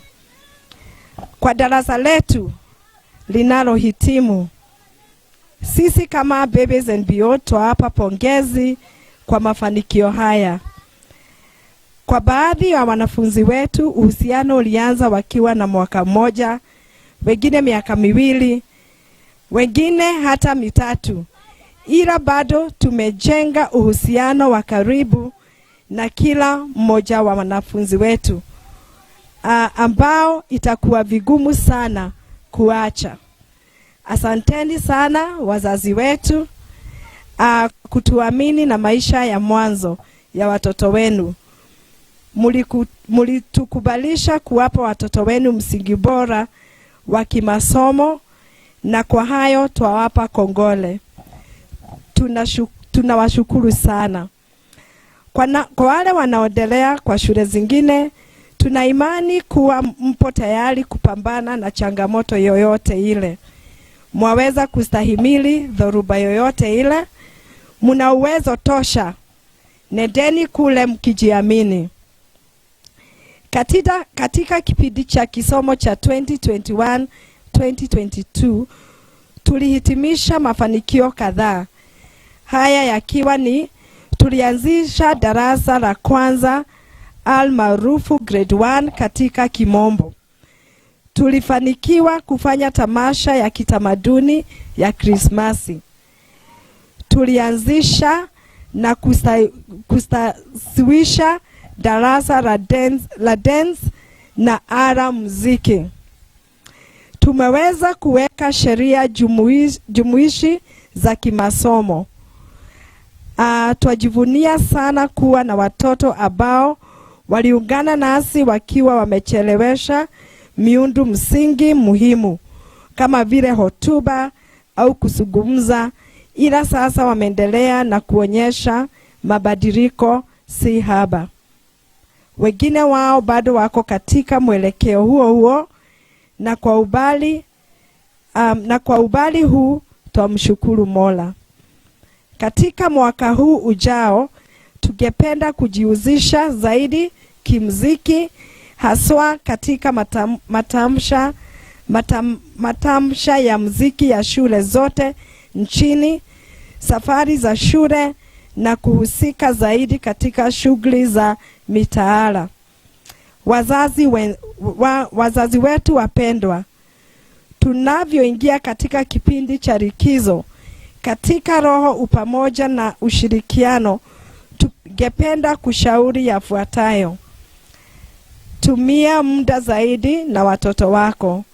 Kusudia sana kuweka mazingira bora ya kusomea nyumbani badala ya kulea watoto na runinga.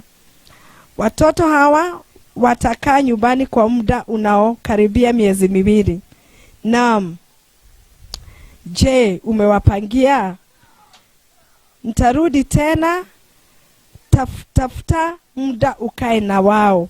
Wapeleke kanisani. Kuwapeleka likizo itakuwa ya manufaa tukitazamia beleni kuliko na ratiba kali ya mwaka wa masomo wa 2022.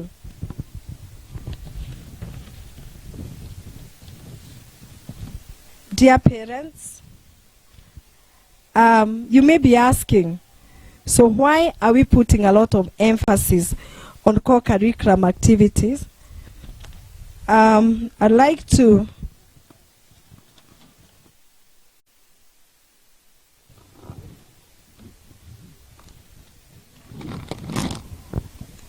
sorry about that.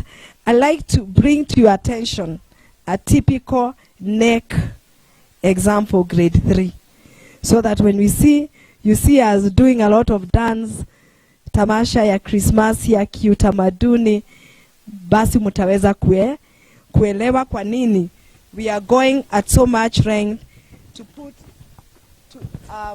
to invest so much. So this is a typical exam or assessment for grade 3, which was done by my children who were in grade 3 from Kenya National Examination Council, Monitoring Learners Progress Grade 3, year 2021. And I would like to bring to your attention some of the things that they were assessed in, other than kukairi, mashairi, mepesi, displaying sample in their communities, role plays in praise, and other ritual things like skits that we are going to perform, displaying local foods, being able to name them, doing traditional dances. And I can see Madam from KICD is just nodding. So when you see us putting a lot of emphasis, you may want to see me. This is a grade 3 exam. But you see, Rome was not built in a day. So we start preparing them early, right? And for that, you may want to clap for us. For some of the parents, I am sure I am teaching them traditional dances. I am 100% sure. Now it is here in the curriculum. So when you see us putting a lot of emphasis, don't ask me why. So you may be asking why we put a lot of emphasis on co-curricular activities, e.g. dances, cultural events, etc. Dear parents, other than the activities keeping our learners engaged and thinking, and of course ensuring that parents are intentionally engaged in the day-to-day learning and growth of their children, this forms part and parcel of their academic learning in CBC. As a school, we have fully embraced CBC, and we are aggressively engaging our learners in the same. Through these interactions, we have been able to identify and awaken hidden talents and are eager to nurture these young children towards the right direction. Dear parents, I can say this without a fear of contradiction, that CBC is the way to go. And I say this, I remember when we were doing some creative attires for our fashion show, which is coming soon. I couldn't believe how much time I spent in the category for, preventing our environment. You know, the NEMA thing, how much I thought about coming up with an outfit with the paper bags. You know, I put in so much effort, and I thought so much. And if you have been involved in any activity, those projects with your CBC learner, you'd agree with me that they get engrossed, they get excited, and that's exactly what we do. And we too, as the teachers, it excites us, even when we see the outcome. Dear parents, I urge all of us to fully embrace CBC and help awaken children's talents and capabilities. The most recent thing is that most of the learners, I think, you know, as the world evolves, and there's a lot of Uber, Taxify, Bolt, a lot of children want to become taxi drivers. Sijui walitokea wapi. Hata wanabadilisha. So, but I thought as the world changes, because they have not always been taxi drivers, but now there's always taxi driver, you know, but you can have a line of taxis. You don't have to be the driver. And you'll be seeing a lot of those role plays in the play that you'll be performing in a short while. In ensuring that we have a seamless process during and after the Easter holidays, as a school, we have organized an exciting and academic, exciting holiday day camp. The slots are quickly fast filling, and this will be a nice way to engage the learners during the long break. Of course, you must stay with them a bit, then you bring them back. We appreciate that you're going back to work. Work has to go on, and we also appreciate that the environment that we are living in can be hostile to our learners, so we do not want them to unlearn the things that we are teaching them. So that is why we have that program. It's highly subsidized for learners at Babies and Beyond, and it is open to learners from other schools. So mchungaji unaweza leta wako pia. So as we approach the Easter season, may the peace, love, and grace of our Lord Jesus Christ be with all of you. Happy holidays. Yours truly, Teacher Jane. You know, if you don't, you know, I'll repeat the whole Kiswahili. I am sure mumeshangaa. Mko na mshangao. Yes. Let me tell you some of the most failed subjects in KCP and Form 4. One of the most failed is Kiswahili. Ask yourself, where did we deviate from? Why are we able to speak better English than Kiswahili?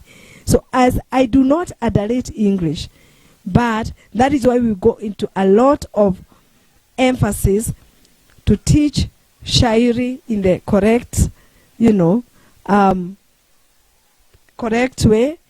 And for Teacher Jane, for the first time ever, to give a speech in Swahili. You may want to clap for me. Otherwise, I undo. I may delete and I won't save changes. Now, these are some of the shairis speeches that you may want to ask for. I will forward to the group. Sawa sawa. So, that's the end of my speech. And now we are going to get to a category of fashion show. Somebody say fashion show. You may want to ask, why do we put emphasis on fashion? By the way, if you want to build a child's confidence, teach them how to dance and teach them how to walk. Walk on a red carpet fashion show. Then you are good to go.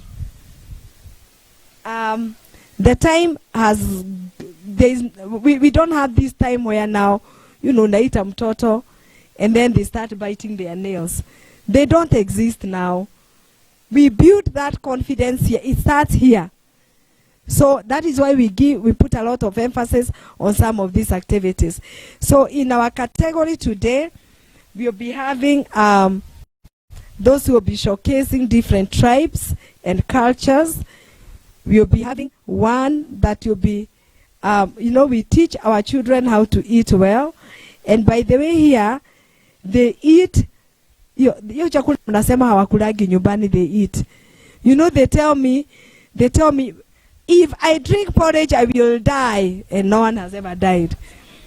They tell me, I don't eat greens, they do.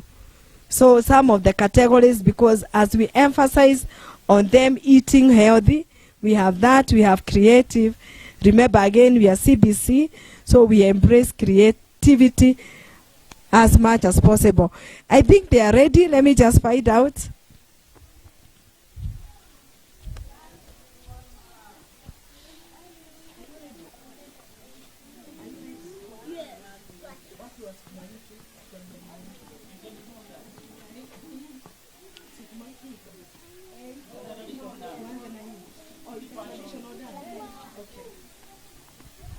Okay, I got a bit mixed up when I saw this. So we are actually doing a Kikuyu traditional dance, and they are ready. They can come.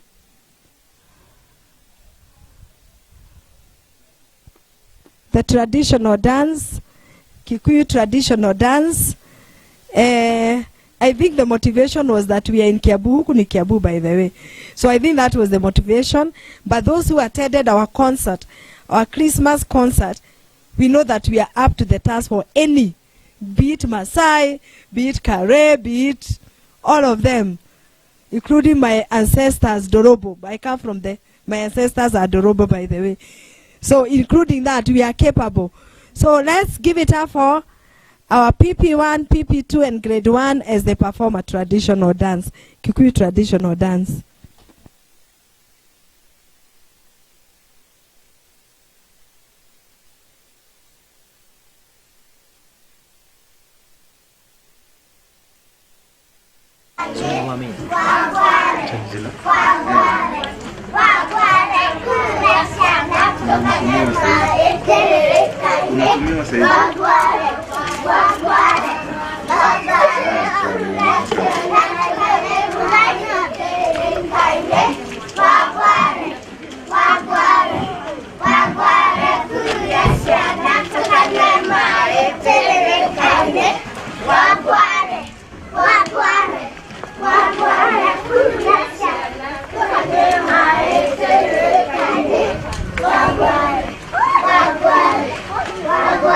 For those who may not be aware, that brown is actually Kikuyu traditional attire, that exact brown.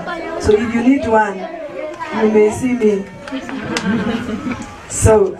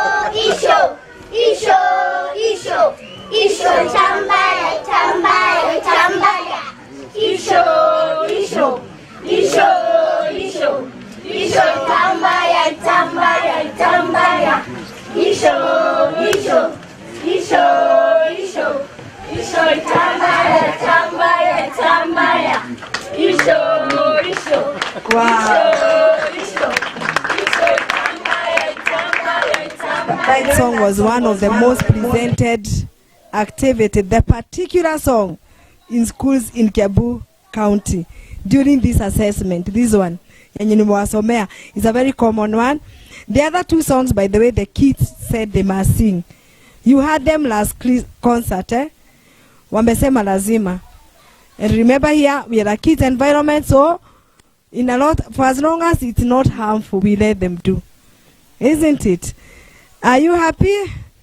Who can perform a traditional dance also, or even just sing a verse in their mother tongue? Baba Jidena, can you? Amesema no, quickly. Mama Ruth, can you? Aya, Mama Shamin, Baba Shamin. You know I know all of you. Baba Peke, hata ukivaa mask, najua tu ni wewe. Utatutolea moja ya kikaba. Sasa then you, Mama Karanja, you I know hawezi. Wewe nimekuwa na wewe from 1 year. Not in a bad way. This parent, Mama Karanja, by the way, the daughter, Kisha, say hi. When Kisha was here, Karaja had just been born. And I remember in one of the functions, she sat here with a pram with Karaja. Karaja was below 1 year. And now Karaja is going to grade 1. That is why I say I have a stake in some of these kids. Sawa sawa. Teacher Audrey, is it the fashion show? Yes, the fashion show is coming.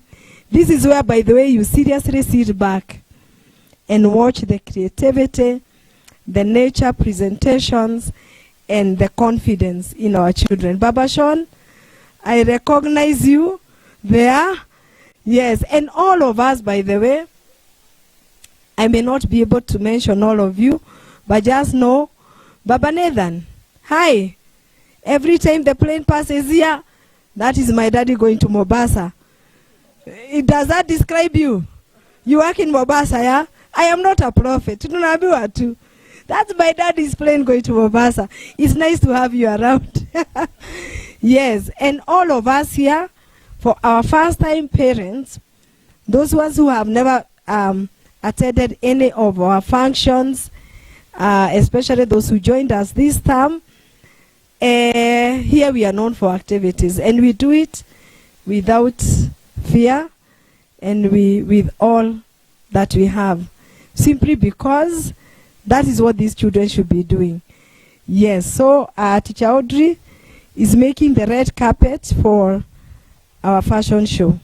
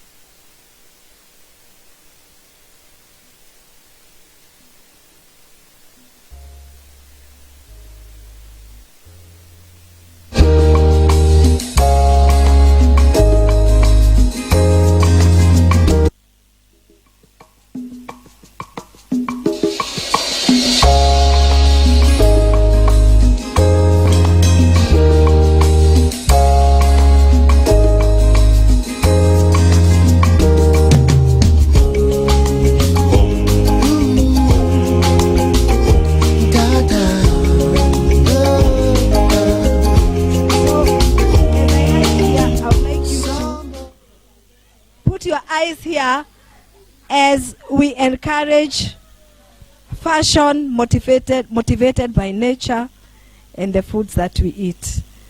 This one will be presented by Shamin, and as she comes there, Baba Shamin or Mama Shamin, when she poses there, you can come and take a picture with her. This is a lifetime experience, by the way. I'm giving you a platform. So let's give it up for Shamin. Fashion motivated by nature and organic.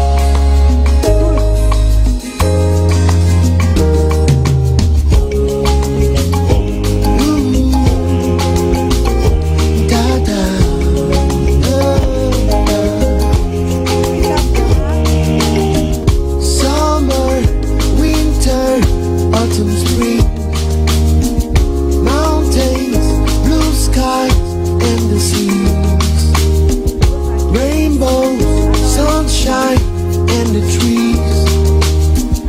Jesus, maker of the Lord, Jesus.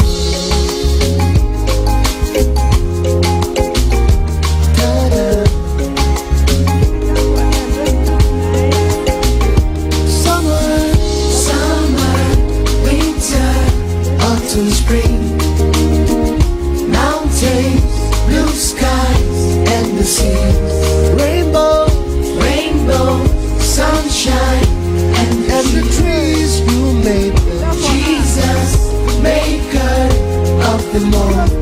Everywhere I go, I see you right there. In the beauty of nature, you shine all around. For you are is our model, Elsie Njeri Mureithi.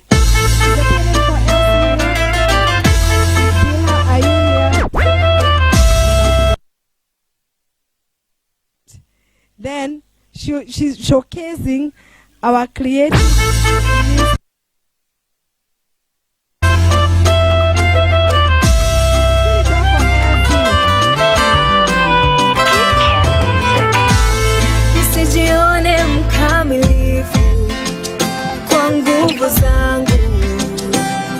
Nitaweza peke yangu, nisiamini hekima yangu, juhudi zangu, nikutazamie Mungu.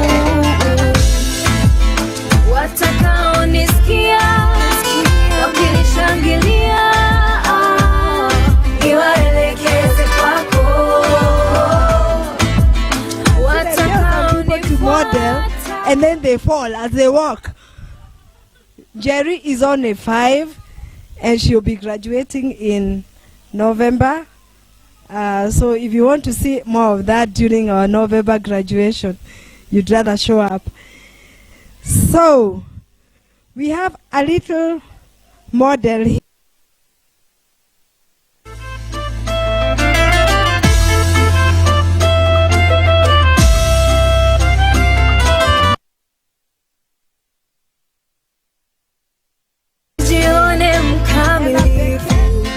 The father to Ella, when she reaches there, you can pose for a picture with her. Ella, this is fashion, motivated, nikutazamie Mungu. Watakaonisikia wakinishangilia, niwaelekeze kwako. Watakaonifuata, nikikufuata, tuje kwako. Na chochote kile itaenda sawa, sio mimi wewe,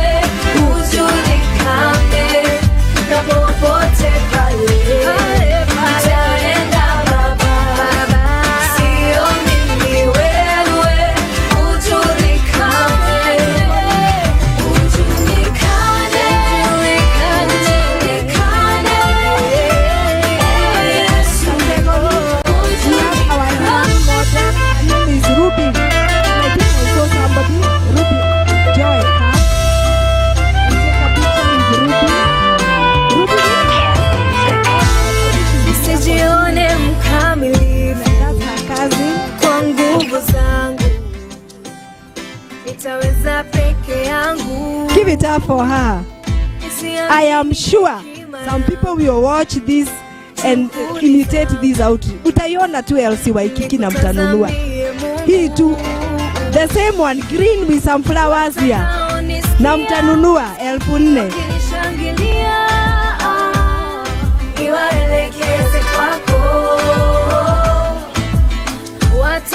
Now we are showcasing the Kikuyu fashion, and our first model is Angelina, and the glamour to Angelina is here. Wait for the music.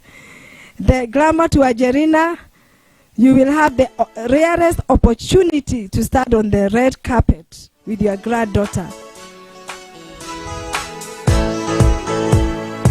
Yay! Show that one. You can even dance as you come.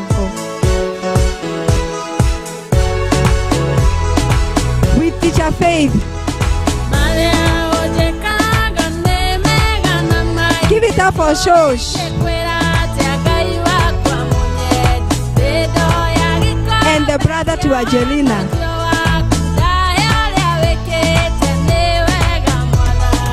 Yeah. Yay! Give it up for her. Shosho, thank you very much.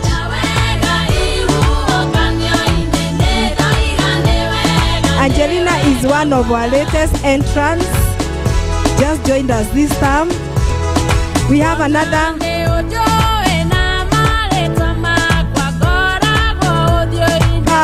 Perfect. Our next model is one of our graduates, Valerie Waithera. I saw the father of Valerie. Remembering our theme for this graduation is teamwork and collaboration. So in collaborating with this event, Waithera,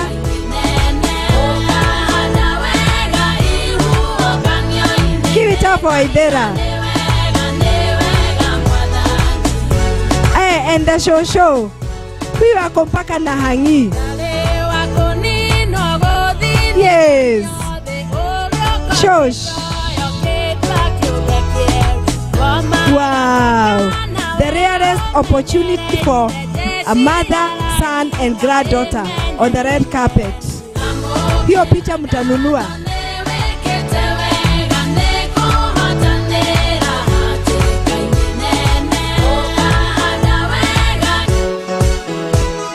Our next model is Asha Mutua Ngugi.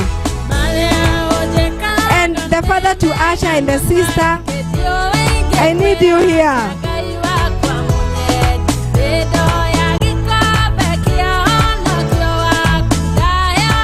Wow, and the mother is right here. The rarest opportunity for mother, father, and the sister Emmy. Emmy is an alumni, our first graduate, class of 2018. And when Emmy was here, Asha was not born. So you can imagine, na wananiletea mwingine. Congratulations Asha. Hata hiyo mtanunua picha.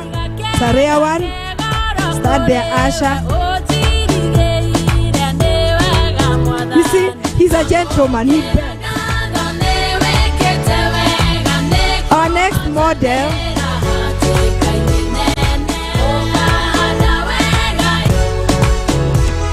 we have Dylan Ngugi. Dylan, I saw the mother to Dylan showcasing our Maasai traditional wear. Wait.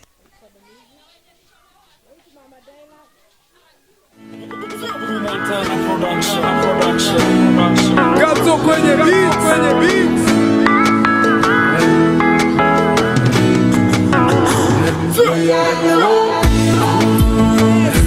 Give it up for Ngugi.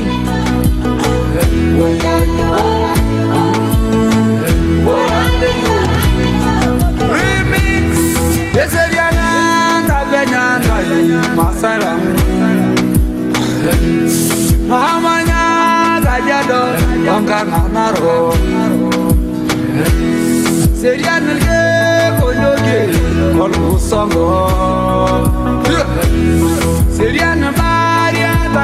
Yes, anaonyesha mama yake how to become a Maasai. Yay! What else are you waiting for? The only day I wished I was from that tribe. I love the music.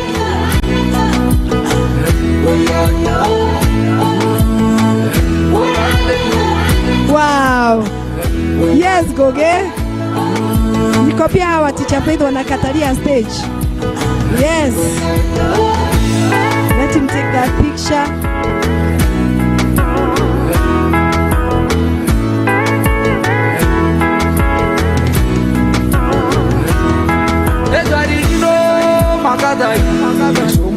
Give it up for him.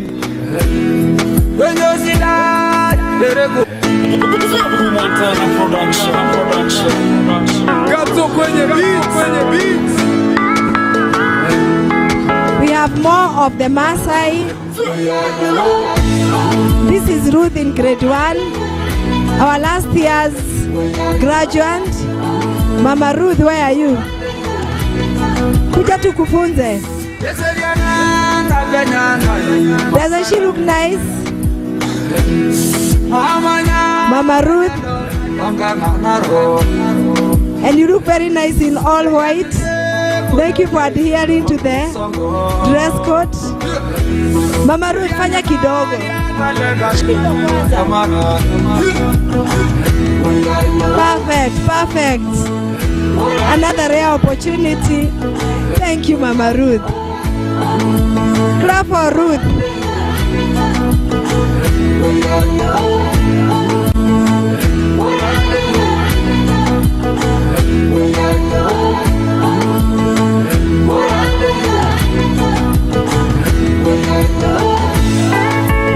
Now we have a Maasai model, and this is Moses Mwangi. Mama Moses, I saw you.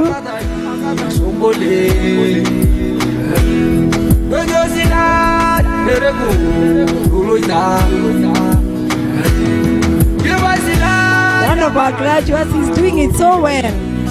You would think he was born there in Kajiado. Yeah, that's the way they start, right? Mwangi, Moses, show them how Maasai start. And the show, I guess. Wow. Hey. Let me see you do it. Mama Moses and Shosh. No, it's the head. Najua Wakikuyu sasa wanafanya hivi. Sasa Mwangi come. Wow. Thank you very much.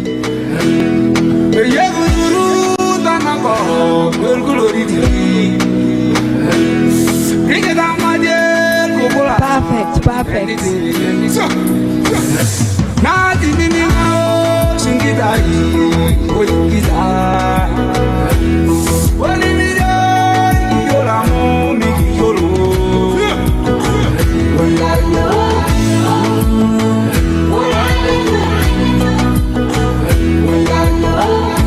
Our next model is Austin Karaja, the one I've been mentioning.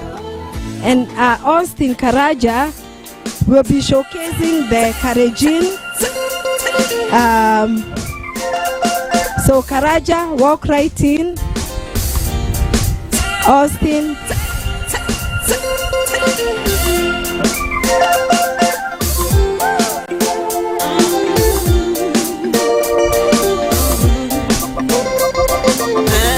What does that tell you? And I know I have the whole clan, Karaja's whole clan. They should show the mother and the siblings. Please come. I am giving you an opportunity on a red carpet. Thank you, Shosh. And the cousin Loran. Na kama hiyo muna dance.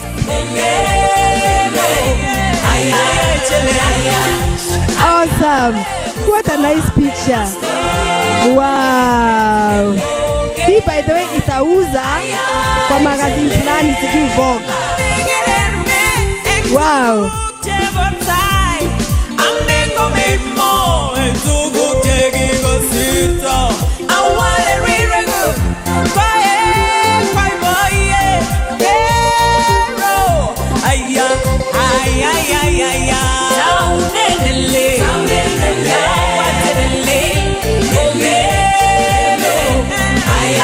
The next model, I call him my own father. This is my nephew. His name is Nyori, and he's showcasing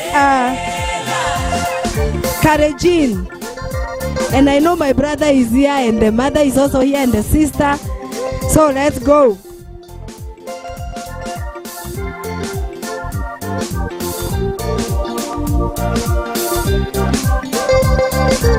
Teacher Ruth is the mother.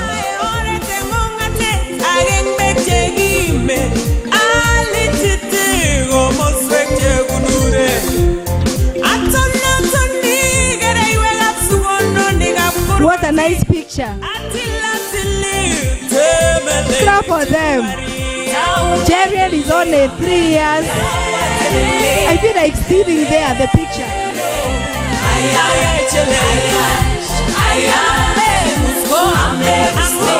Kazi yenu imeisha.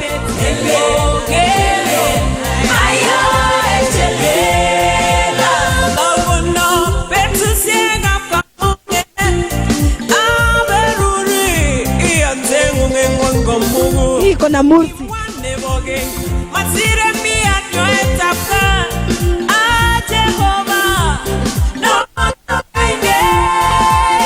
Wow.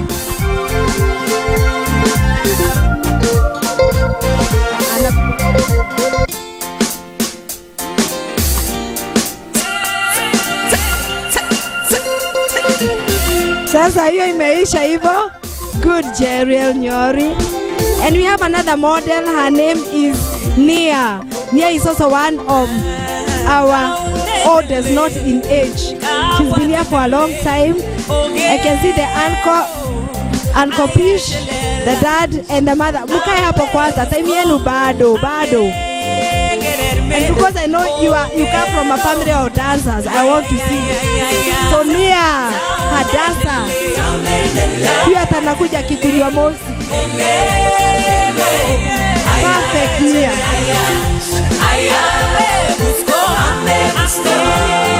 The mother, the uncle and the dad come dancing. Msikuje hivi. What are you are a dance coach? Nataka kuona. Perfect.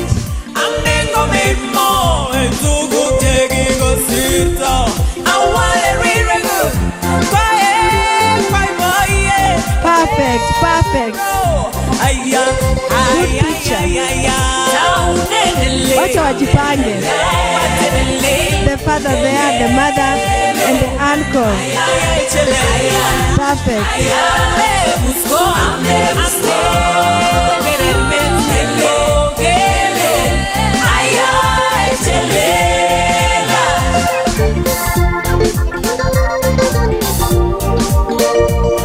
Perfect. Good Nia. And now we are going all the way to the coast. And our next model is Leila Muli. And I saw the mom. Leila Muli. Our very beautiful model there.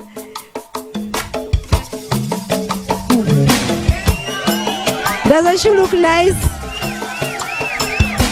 Awesome, Leila. Wow. Where is Mama Leila? She's one of our graduates. And Baba Leila, where is... Oh! Yeah. Bwana Muli, I was wondering where I've seen you, yes. Hey, that one, you see the hatuwezi enda hivyo. Perfect, nice picture. Kama Ayubu wa Uzi, waloti wa doa. Umeshakatwa mizizi, isikilala dongoni. Nipo tumaini.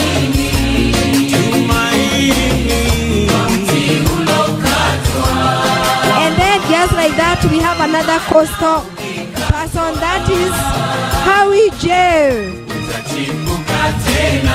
Where is Mama Howie? Hawataki mambo mingi. Mama Howie and Baba Howie. Wow.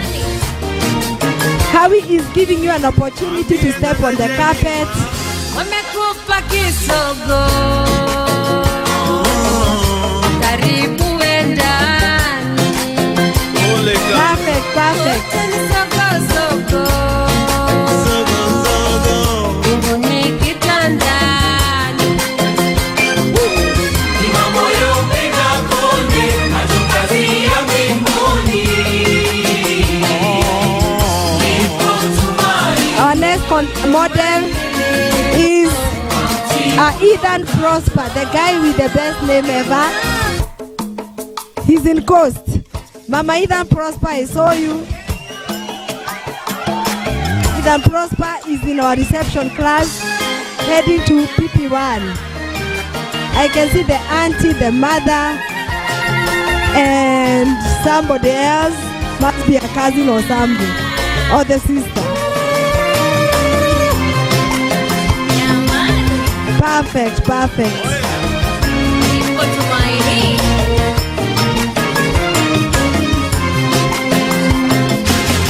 Najivika jezi wasia kudondoa kama Ayubu wa Uzi wa waloti wa doa.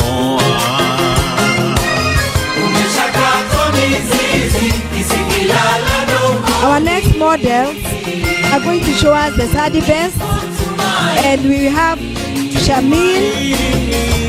We have Shamin walking, showing us the Sadi best. It is really our best. Shamin was here before. Remember, here we are talking about talent identification and nurturing. So when we see it, we encourage. So our Sadi best will be showcased by Shamin, Elsin Jerry,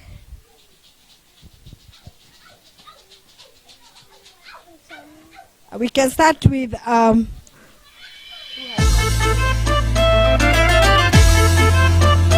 Shamin. Take notice of the shoes, Sadi best. Take them to Sunday school. Let them do this at Sunday school. Siamini hekima yangu, juhudi zangu, nikutazamie Mungu.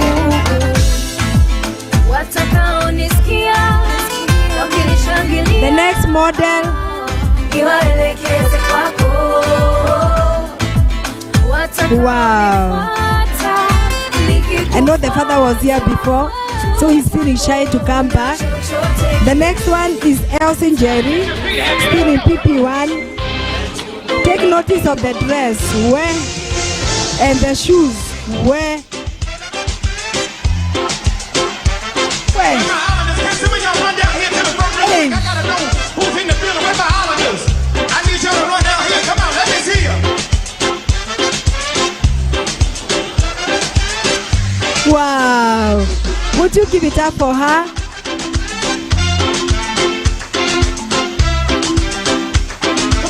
The next model is one of our alumni. Unajua hapa, once you start here, you always are here. You'll always be here. So this is Joy Lois Rogoro Moiga, my daughter. She's now in grade 3. Give it up for her. The father may want to take a picture. Hey, by the way. Tutapata ingine wapi? I don't know where the twin brother is. But for this opportunity, wacha na sisi tukue hapo. Joy graduated from Babies and Beyond in 2018. Together with Amy there.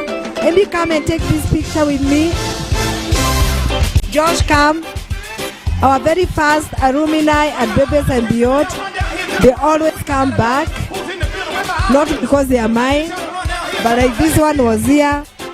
Amy Kaila Wahu, Ngugi. Tunaona sasa wako warefu, kuna ni mimi niliwafunza, niliwaweka diaper. Sasa hebu waone. Can catwalk back. Good. I trust in you. In you. Say it, y'all. Oh Lord, Jehovah, you. I trust. Say it. I trust. We will do 3 more items of creative wear because the kids are prepared, so we can have the creative wear. The creative and showcasing this creative, very important in CBC. We have Zara. Zara, do you have the parents of Zara? Zara, creative. Wearing a sack crop, sack, made of a sack. The mother to Zara, our upcoming model, very, very confident girl in playgroup. That is Zara, and that is the mother to Zara. We have another creative.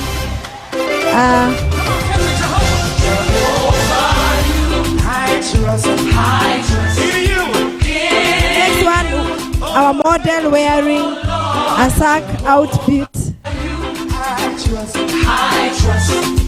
That is Gedaiga Andri in PP1. Way!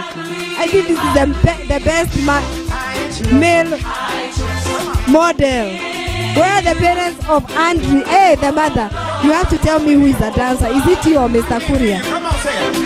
Where is Mr. Kuria? Andri, show your mom how we do it. Perfect, perfect. We have one more model, Angelina, showing us.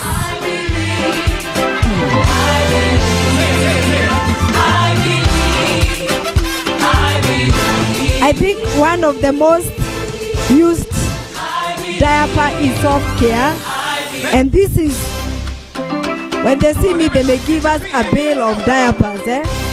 You know, whatever you have at home, we don't discard. This is Angelina, our very young model, who joined us this time. And the grandmother feels like coming again. I need you to run down here. Come on, let me see you. So take a picture with Shosh.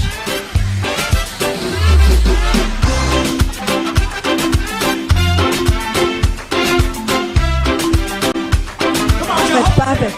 Give it up for our models. That's all we have for. Oh, we have Elsie Wabera. Elsie showing us our Saturday best. A Saturday best. I trust. Say it. Show me how to do it, y'all. I believe. Say it. I believe you.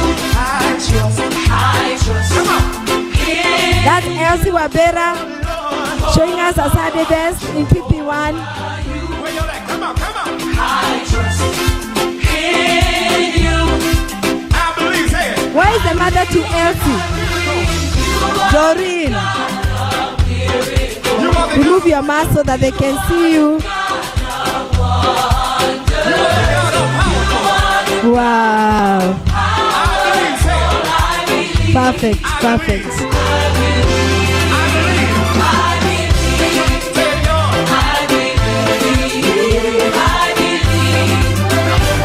Come on, let your feet get heavy. Let's go. Come on. Somebody make some noise in here. Come on, tell me Jehovah. I trust in you. Oh Lord, say it. Oh Lord, Jehovah, you. I trust in you. I believe. Say it. Everybody say it. I believe you. So at this time, thank you so much for your patience. We cannot complain about the weather I can't hear you. Come on, say because it. we actually prayed for good weather. The theme for our graduation, fourth graduation, is teamwork and teamwork and collaboration. And with us today, we are privileged to have Grace Mwathe from KICD. I told you KICD stands for at Kenya International what? Pastor, Ebu Okoa Jahazi. Yes, Kenya Institute of Curriculum Development. These are the people who come up with all this that you've been complaining about and celebrating about like us. Because as we celebrate CBC. So at this point, I would like to welcome her to come and give us a short brief as our kids change for the play. We have a skit. I told you where I come from, which is where you are. We said that the day of firewood is a day of firewood. We shall be serving lunch. Our kids are well catered for. They have taken snacks. They're about to have lunch. So as they change for the skit, we will invite Madam Grace. Madam Grace, accept I did not know her before today. I never met her.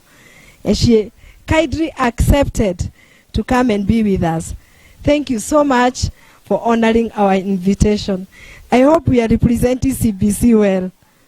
Are we? Let's give it up for Madam Grace. I've seen a lot of energy here. I don't know whether I'll be able to match it. She has a lot of energy, isn't it? Yes, she does. As you have heard, my name is Grace Mwathe. And I'm also known as, officially I'm known as Grace Mwathe or Grace Lindquist. And I work with the Kenya Institute of Curriculum Development. And because this, as she said earlier, is more or less an academic event. And so I think it was actually befitting Institute to come and grace the occasion. And so I want to start by saying thank you very much, Madam Jane, for the invitation. I know, yes, we have not met, but there is always the first day, isn't it? Yes, but we have been a lot in conversation, and thank you for the confidence. I have seen a lot of confidence here.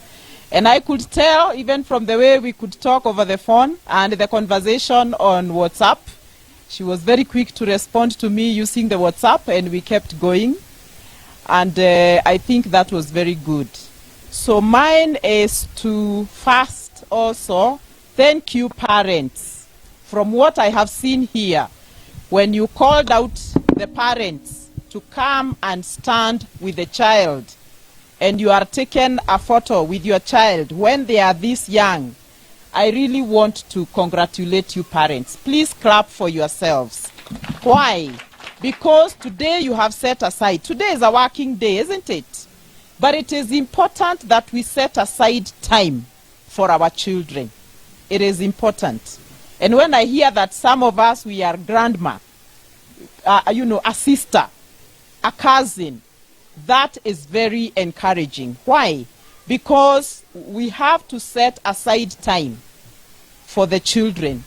This is not the time to give children things and think that the things are the ones that are going to nurture the talent of your child.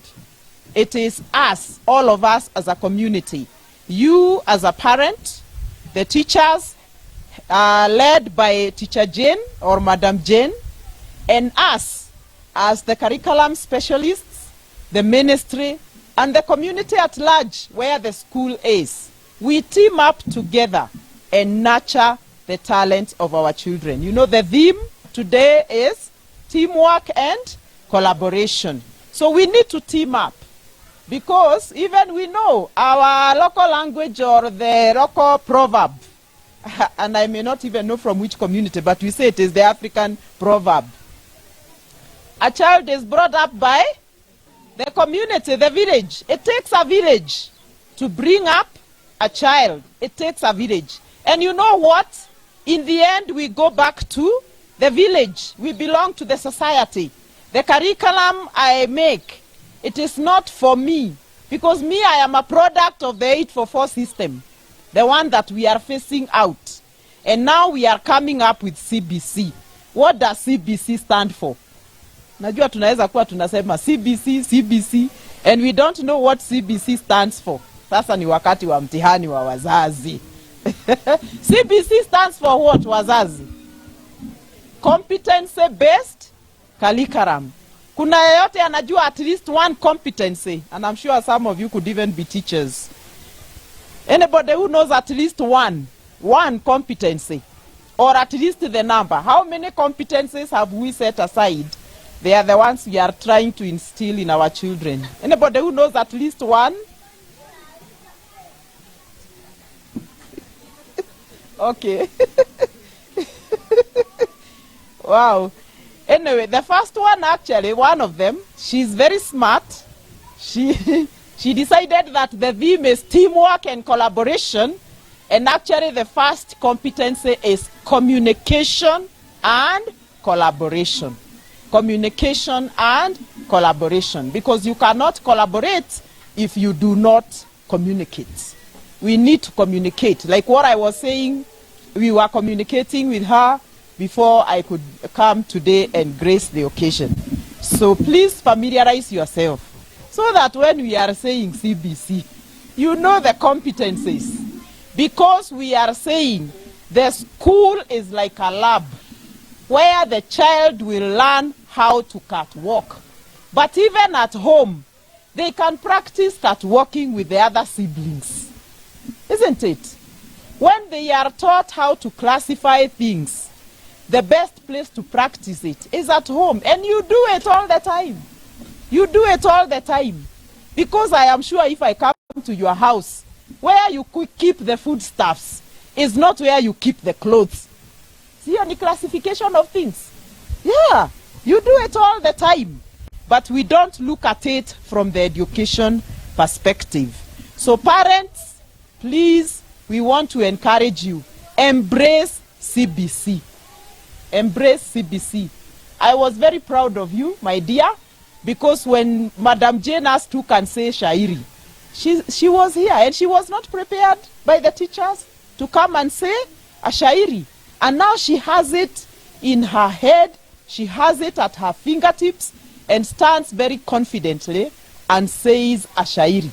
And that is what CBC is all about. That at any time, a child can be told, come and do the catwalk that you did on Friday on your graduation day. And they can do it because it's not about waiting until the exam time. We are not emphasizing on exams anymore. We have moved from grade A. And now we are talking about E. The E, we thought it is a failure. CBC is saying E is not a failure. We are not going to condemn our children anymore. Why? Because some of them can dance. Others can say the poems. Who thought that you can come up with hey, please, this place you have shown some creativity of another level. Who thought that you can have a dress for catwalking that is made of skumawiki? Yeah? Who would have thought that? But our children, our CBC children, now they know that you can catwalk even using those papers and wrappers and gift things we are throwing away, za diapers, sindio? And what does that tell you, mzazi? All those things that you have in the house that you think they are waste, ebu letea Madam Jane. Ama aje Madam Jane? Yeah. Letea nani? Madam Jane. She will know what to do with them. And the next thing you will see your child wearing a catwalking dress. A catwalking wear. Then I don't know whether they have a plan to, because we emphasize on digital literacy. And I want to say this, Madam Jane, some of these things, with the permission of parents, they can sign a consent form. And if you have a Facebook for the school, you can put it there. But consult with them so that they give you permission if you want to put anything on Facebook. Does the school have a Facebook page? Yes. Yeah, please. They have consented. What? Please make sure that they consent, okay? Because we also look at the rights of the children. The rights of the children. But it will be good. It will be good for you, because in future, who knows? Maybe your child will be doing some of these things and having a YouTube channel, and that will be their source of livelihood. The world has changed. The world has moved. We cannot go back. We have to embrace CBC. And what I have seen here, it is really talking a lot about CBC. The main aim of CBC is nurturing every learner's potential. Oh, the girl knows. Wow, thank you, dear. So, nurturing every learner's potential. Can the child sing? Let the child go to music. That is what Nameless decided to put architect course aside and became a musician. Look at Churchill. Churchill was doing English. I think I was ahead of him in Kenyatta University. And he decided he is not going to teach, but he is going to do comedy and create a laugh industry. Can you imagine? While people were saying that the 844 will not work, somebody from the 844 comes and creates laugh industry. You are waiting for a soap industry called Sawa Sawa. Somebody is thinking of laugh industry and goes to NTV, comes up with a show called Churchill Show, and now becomes a teacher of laugh industry. Hello? Our children and our youth are ahead of us. So us in the education sector, we have to do whatever it will take to catch up with our youth. Because we are actually catching up with them. Some things we are introducing, they are already doing them. So in short, I don't want to talk a lot. I just wanted to emphasize on CBC parents, please embrace CBC.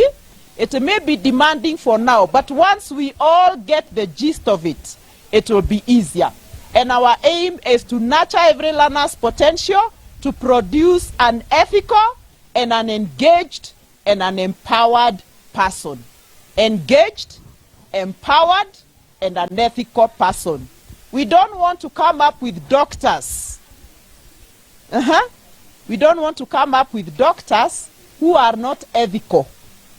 They will go to the top floor of a good building in the city and put a big clinic, and they are helping our young girls to get rid of the children when they hear that something is happening.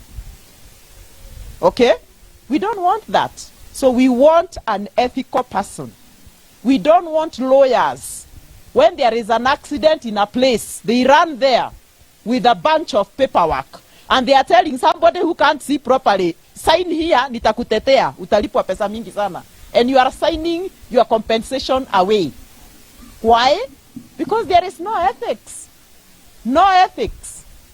We don't want people who are running our public transport sector, and they don't care when they see a mama like me behind the wheel. They think this is another woman who is going to delay me from going ahead. Somebody is standing there. Because of 20 shillings, they will be ready to crash the car.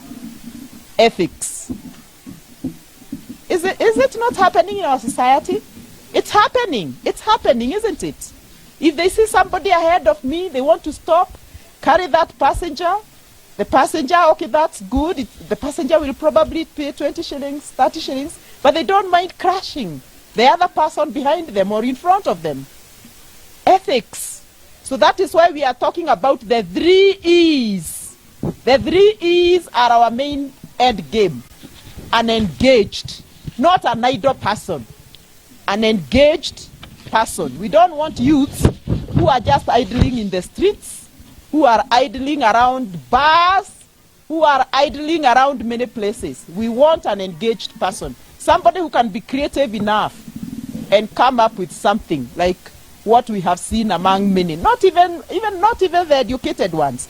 Even others. We have seen the way the hawkers walk around and convince you to buy jugu karanga, even though you had not planned to buy. I admire them, by the way, and once in a while I buy, even if I'm not going to eat. Why? Because I want to encourage them. Because if I don't encourage that sales skills, those sales skills, have you seen their sales skills? You wonder why the companies are not taking them. This person comes with a handkerchief and jugu karanga and speaks to you in a language that you have not heard before, and you end up buying, even though you had not planned to buy. Sales skills. So we want engaged people, and ethical and empower. And I can say Madam Jane is empowering our children, because all the children, Madam Jane, I have seen all of them come here. Okay? I have seen all of them come here, and I have seen those who can do one or two things, and you encouraged even those who are just walking to come and do something on the red carpet. So for that, I say congratulations to the school, and please let us clap for the school, because they did not choose the best. My first graduation to Grace, I have been in other places, but most of the schools, what they do, they pick the best. They choose, and then they want to showcase the best. Okay? But here, I have seen you bringing out all the children. Even when the teacher had them here, saying the shairi and the poem about the school. That is encouraging. Our children. They are all our children as curriculum developers. They are all our children as parents. And they are all our children as a nation. We are shaping them and molding them for the nation, and not just this country, for the world. We are talking about global citizenship. Global citizenship. So our children, the world is open through Facebook, through Twitter, through digital platforms. They know about other people they have never met. And so that also means, I want to close with these parents, please watch, take care, watch, and be mindful of the digital platforms that your children access. And that is why we are saying, please don't allow toys, particularly those electronic toys, to bring up your children. Sawa sawa, because you don't know the sites that they will probably visit and go through. Even as they grow up and they get to their teens, please watch. Keep a good watch, because the global village is here with us. The global village is here with us. I'm sure if I get into your Facebook, you probably have one or two friends who are not living in Kenya or who are not even Kenyans, isn't it? Because of the global village. So there is what we call PDF, and PDF is not that document that, okay, it's one of them, the PDF documents, okay, that we send around. I'm sure you know that. But we also have the digital footprints, okay? And the digital footprints means when a child or you and me, we put some stuff on Facebook and Twitter and the rest, those things are not permanently deleted. They are part of us. And a time is coming when people will be going for interviews, and the first thing the interviewers will be telling you, I saw something on your Facebook. And you are like, oh. And that's what they saw on your Facebook will end up disqualifying that person from passing through that interview. So in other words, watch out what our children are exposed to as far as the digital spaces are concerned. Let the digital space be there available for them for two things, for education and for appropriate entertainment. Sawa sawa? Appropriate entertainment. Anything outside that, please parents, shield our children. And especially now, the holiday is very long. And I'm sure, Madam Jane, you are worried. Will I get my that PP1 child the way I have labored and shipped them? Tafadhali wazazi. Tafadhali, don't disappoint Madam Jane. These children have learnt a lot. Tafadhali, hey, our homes should not be the place where they unlearn. Our homes should be the place where they consolidate the gains of what they have learnt. Sawa sawa wazazi. And having said that, I want to say thank you very much for the invitation. I wish you parents good health and prosperity. I wish the school progress, and may God bless you. And I wish our children, and especially the graduates, excellence in the academic pursuit, as well as any other thing that the Lord may want to grant them in their lives. Remember, we are nurturing them so that they can realize their potential and be what God meant them to be. And God does not have anyone as a junk. There is no factory of junk as far as God is concerned. We are all fearfully and wonderfully made in the image and after the likeness of God. And my specific area, Jane, is mathematics. So if you need any assistance as far as mathematics is concerned, that is the curriculum area.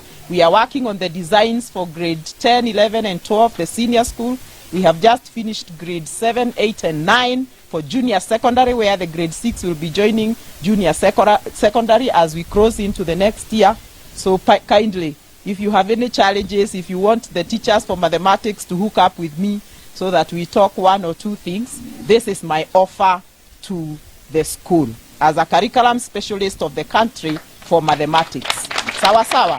Kwa hivyo watoto wakikuja kama hesabu haijaenda vizuri, mumwambie curriculum specialist wa hesabu in the country alikuja and promised to help the school to do well in mathematics, because that is my subject and that is what I'm looking at in the institute. Na kwa hayo yote nasema asanteni sana.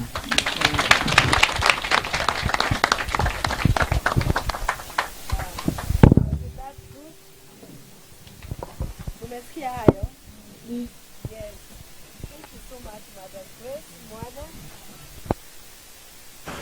Curriculum developer at school. Kumbe hata sisi tunaweza mathematics.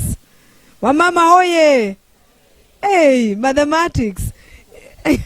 Yani for once nimejisikia kama ni mimi hapo. Maths. You know here we say number work.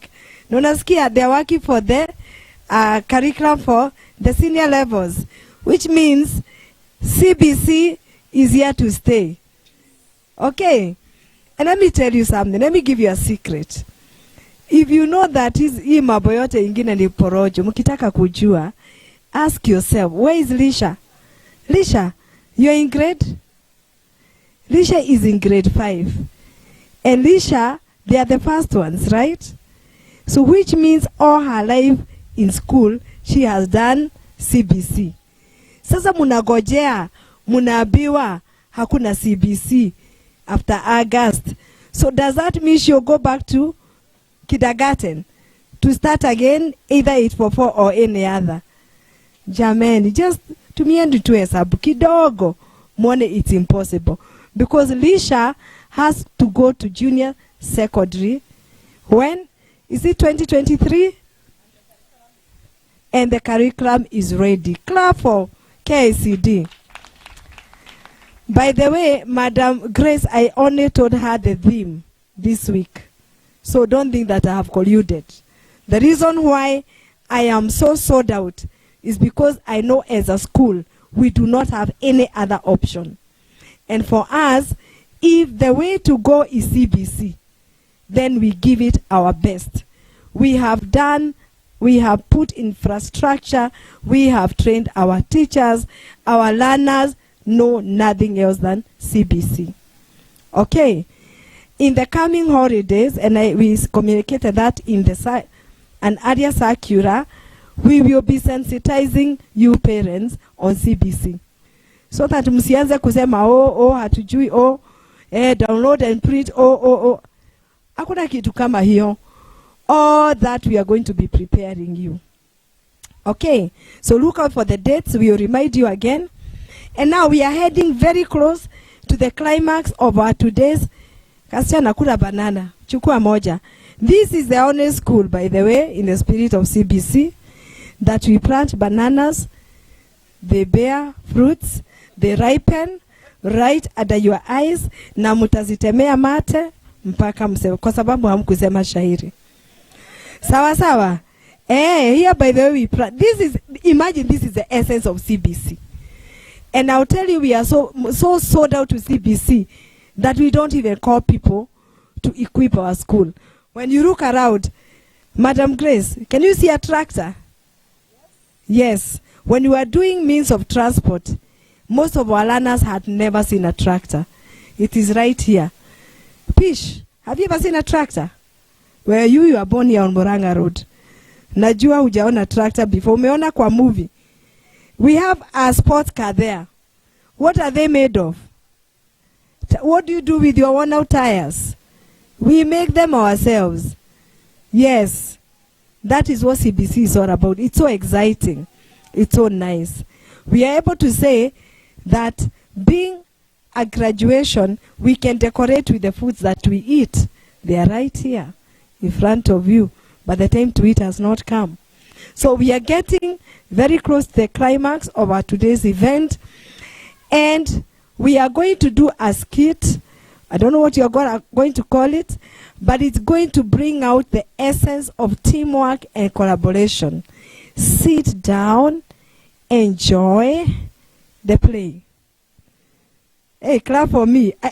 Unaona vile nimepose nikigojea clap. Hivo. Yes. Yeah, let's welcome our learners. Teacher Audley, help me out. Teamwork and collaboration. She can't even litter. Imagine. Yani mimi nataka hii generation. Good girl. Good. Hawezi. Wengine wangefanya kama wagaliwi. Na hapo nyuma. You know how you litter these bottles through your windows? She cannot. Do you want a seat? I give you a seat.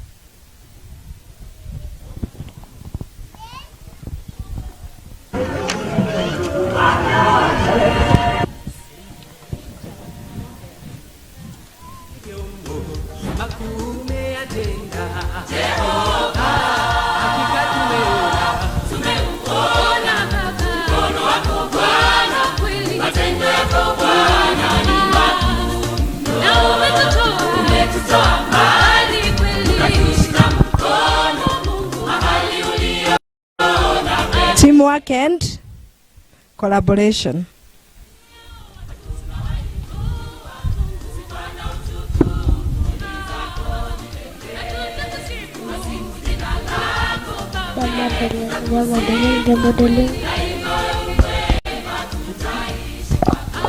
When you are doing this play, we will ask for maximum silence because they will not be able to use the microphone. So we shall be relying on their voices. So kindly maintain your calm. Thank you.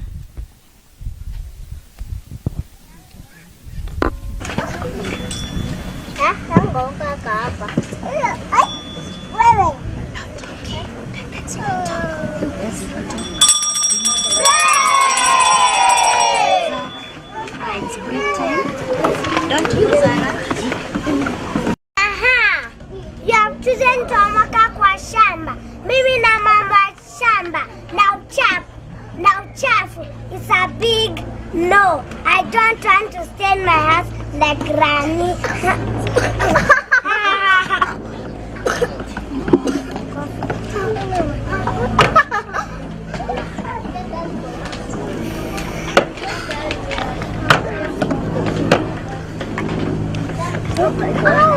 Not like down.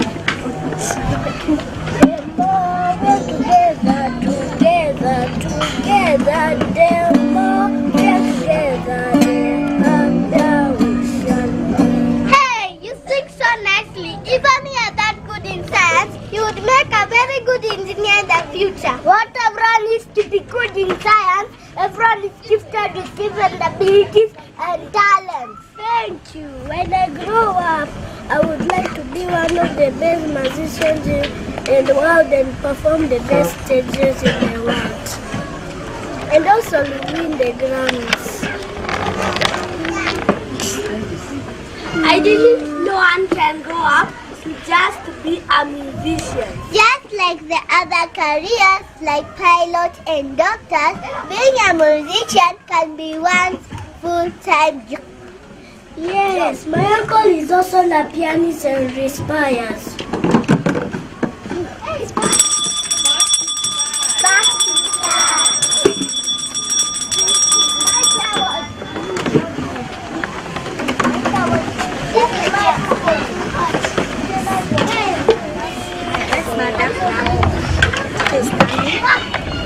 That's mine. Hello. Hello. Did you enjoy your break? Yes. Sit down. Sorry. Okay, that's enough. I want to see whether you remember what we learned in the morning. We said what is a team? A team is a group of people working together for a common cause. I didn't hear. I want your mommy to hear at home. What is a team? A team is a group of people working together for a common cause. Wow, you are good children. Can you clap for yourselves?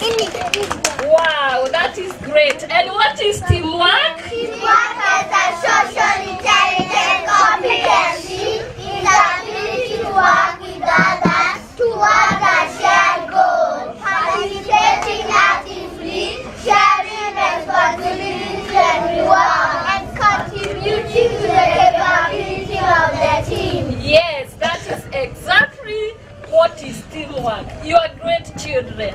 Wow, well done, learners. And what is collaboration? Collaboration means working jointly or together with others to achieve a desired goal. Excellent.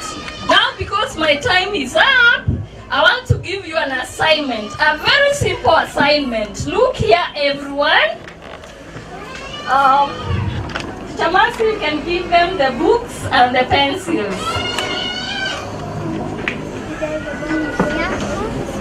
Yes, you'll be given your book so that you can write. And I want to see a very good handwriting. Everyone has a pencil. Just pick one and you sit down. Just pick one.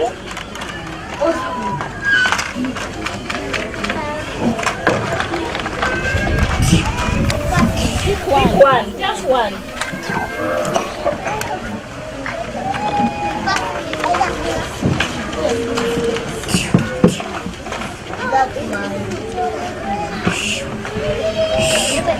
Okay, open your book. Sit down, Shamin. Shamin, sit down. Okay, are you ready? Yes. Have you opened your book? Yes. Look here, everyone. Assignment number 1. I want you to get me the local name for the different types of trees in the school. Do you see all those trees in our school? Yes. All those big trees? Yes. I want you to get me the local name for each tree. Pick a pencil there. Okay, have you written assignment number 1? Yes. Now I want you to write assignment number 2. I want you to get me the local name for the big tree in our parade ground. Do you see that big tree there? Yes. Oh my goodness, I want you to get me the local name for that big tree. Write down that. Look here, look at the board and you copy. Okay, have you finished? Yes. I want you to copy the question number 3. Get the local name for the flowers growing around the gate. Do you see all those flowers there? You get the local name. Write down that assignment. It's a very simple assignment. And I have given you the groups. That's okay, you can close your books. Close your books. I want you to remind me the team. Which team is this? Me. And which team is this? Team B. Team B. I want you to do a research and you give me the local names for the trees in our school, the tree in our parade ground, and the local name for the flowers growing around the gate. Are you ready to do that? Now my time is up. See you children in the afternoon. I will get the answers in the afternoon. Bye.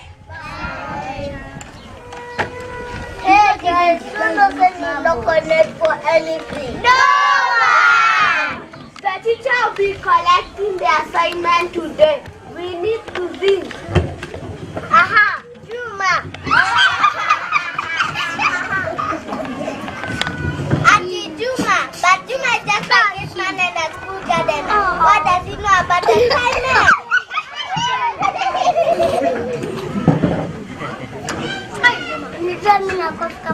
What makes that now?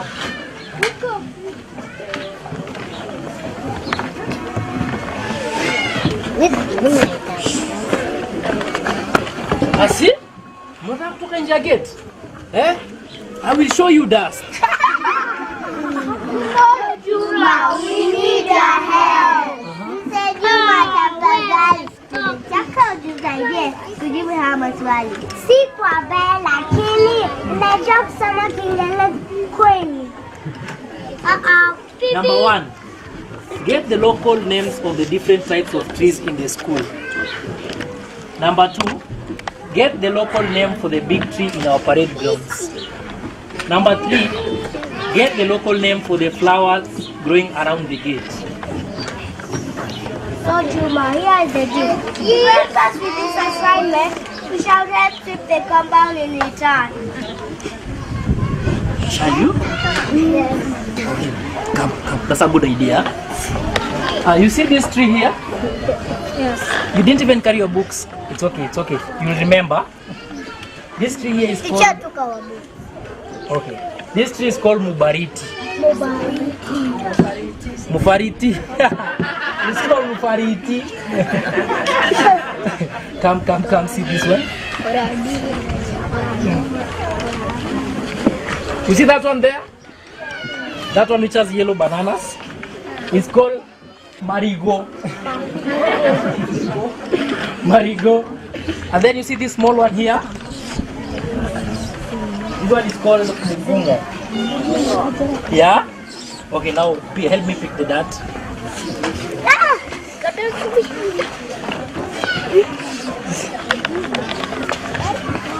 Okay, go and throw it here.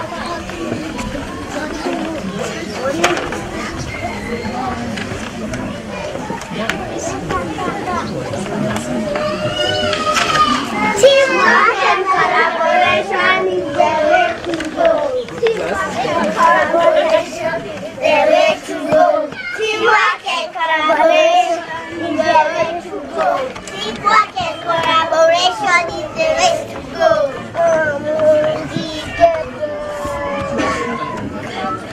You can teach on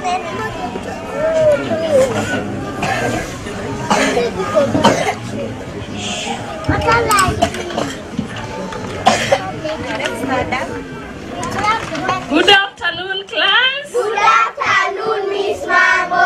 How are you this afternoon, Miss Mambo? I'm fine, thank you. Did you enjoy your assignment? Yes. Very good. Did you do the assignment? Yes. Sit down. We, in the spirit of collaboration, asked Juma to help. Because none of us knew any local name for anything. In return, we helped him treat the school compound. Wow, that is great. And he was so nice to us. He showed us all the plants and flowers around with their name. Oh, great. You guys, you are so smart.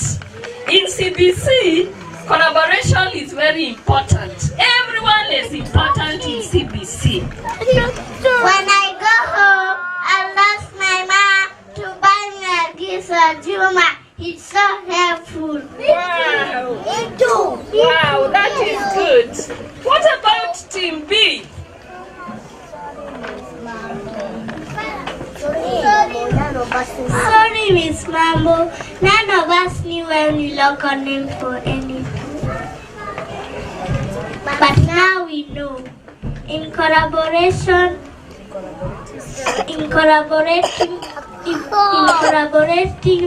learning,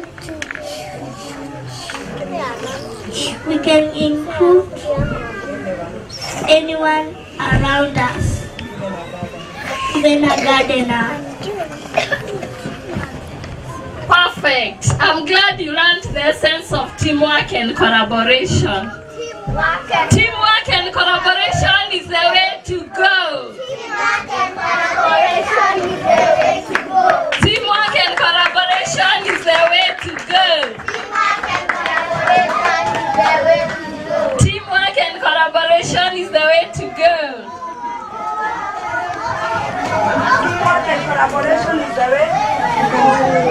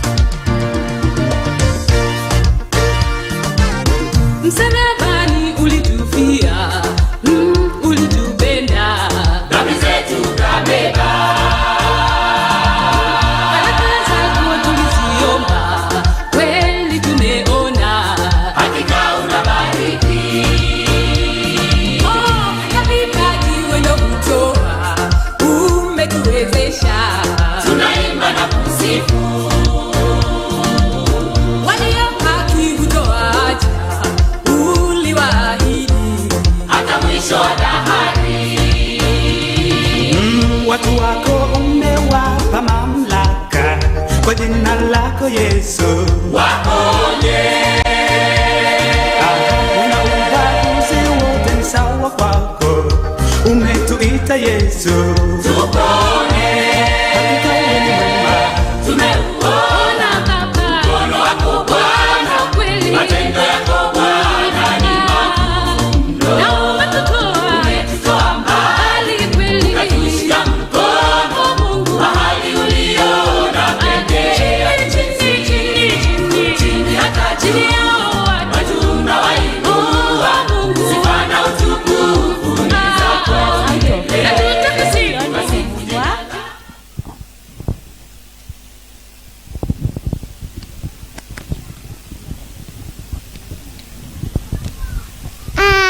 much again, so how will I do the homework? We are supposed to download and print the food that we eat at home. Usijali, hiyo ni rahisi. Leo tunakula ugali, sukuma na nyama. Because we don't have a cyber cafe, tutachukua kanyama, kaugali na kasukuma. Tutastick kwa paper. And actually, sisi ndo tutakuwa original. And welcome.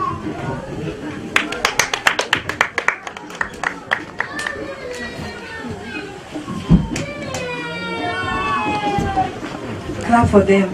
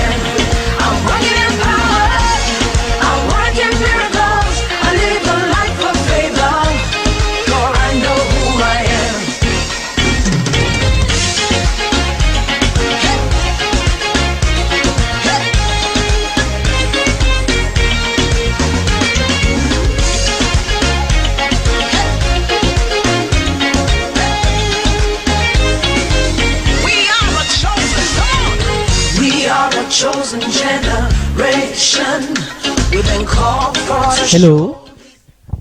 Hello. Today you're privileged to be here.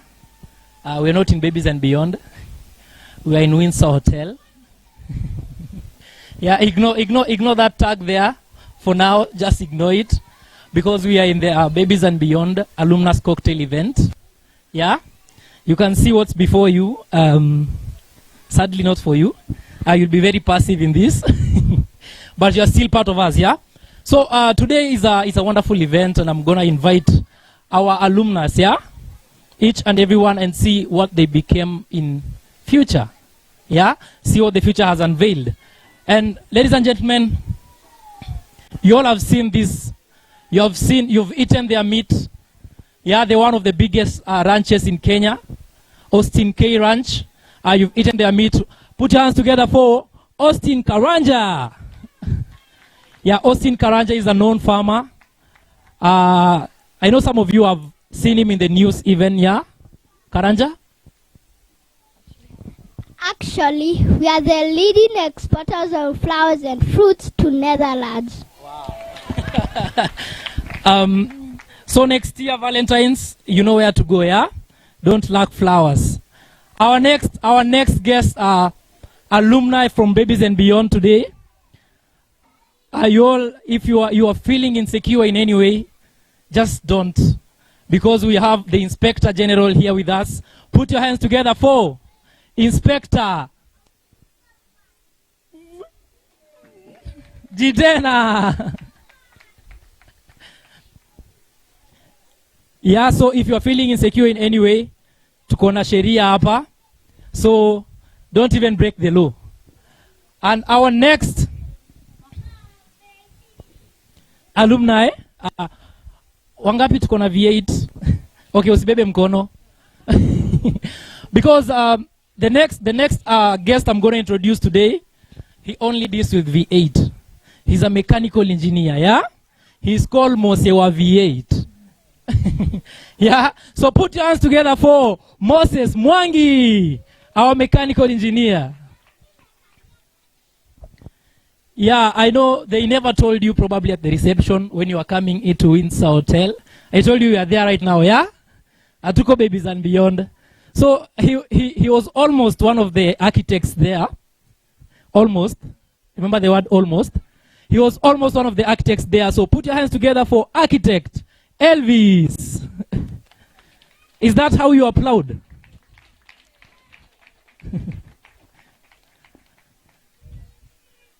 Aha. Who's next? No, stand in line, Valerie. Stand in line. We are not done yet. We have like 700 coming, huh? You need to clap. Clap. Just clap for anyone who's next. Okay, so ladies and gentlemen, you all saw in the news the operation that went successful. Did you watch the news first? Yeah? The Siamese twins were separated. It was in the news yesterday. You didn't watch BNB TV. Oh, it's not in your TV? Okay, so ladies and gentlemen, put your hands together for Dr. Valerie.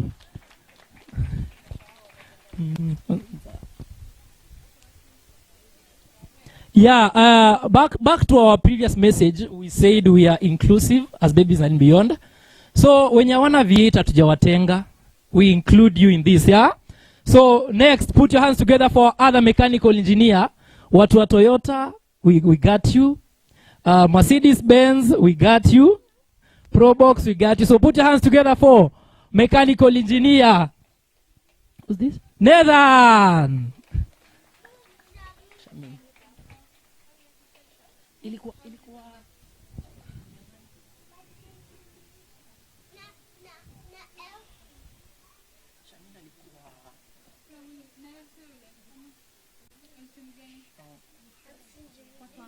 What's the name? Muli. Uni? Ilikuwa? Linia, okay. Hope hamjaboeka.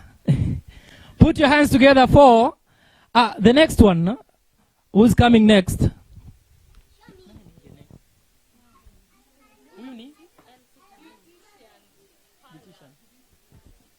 Yeah, this one is not for gentlemen, it's for ladies. So ladies, in case you're wondering what we did with our beauty, we have beauticians in the house. Put your hands together for Elsie and Shamin.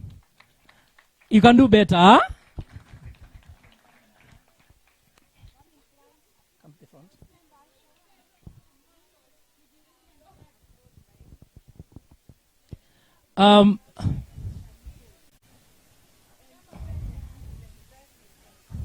Actually, there's a new cloth line there, opposite Chicken Inn. Ujaisikia?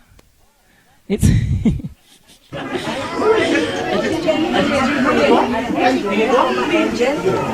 yeah. Shajen, I'll remind you the name. It's called Linear Collections. It's Muli and Leila and Nia. So it's called Linear Collections. So next time for all this, I'll address this. For all those who didn't have all white. Yeah? Next time you go to Linear Collections, okay? Put your hands together for Muli and Nia. We can do better. Watu wana all white wapigi makofi.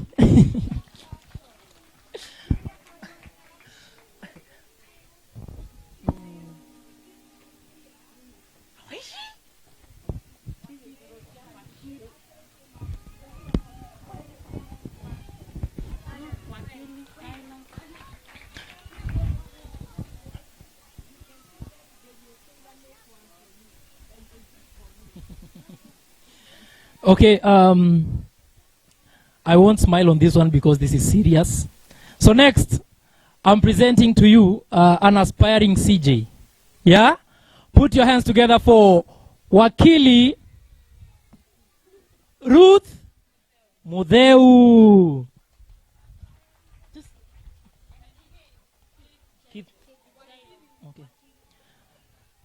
Because of the most of we are having a lot of cases, we will allow you to we will have 2 judges actually. So put your hands together also for Wakili Keith. Put your hands together for Wakili Keith.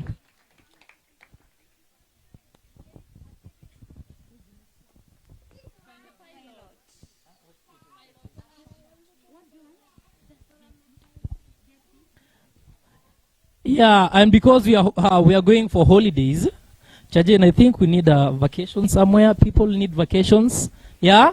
Just in case you want, huh? Just in case you want a vacation and go to somewhere, yeah? We got you. We have pilots. Asha.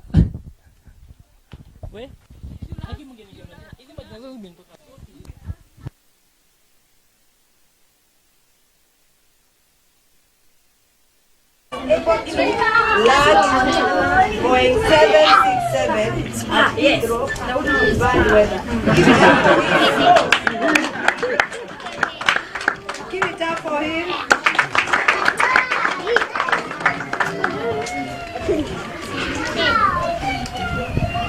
This one, the MC is not able to introduce, but she owns a spa.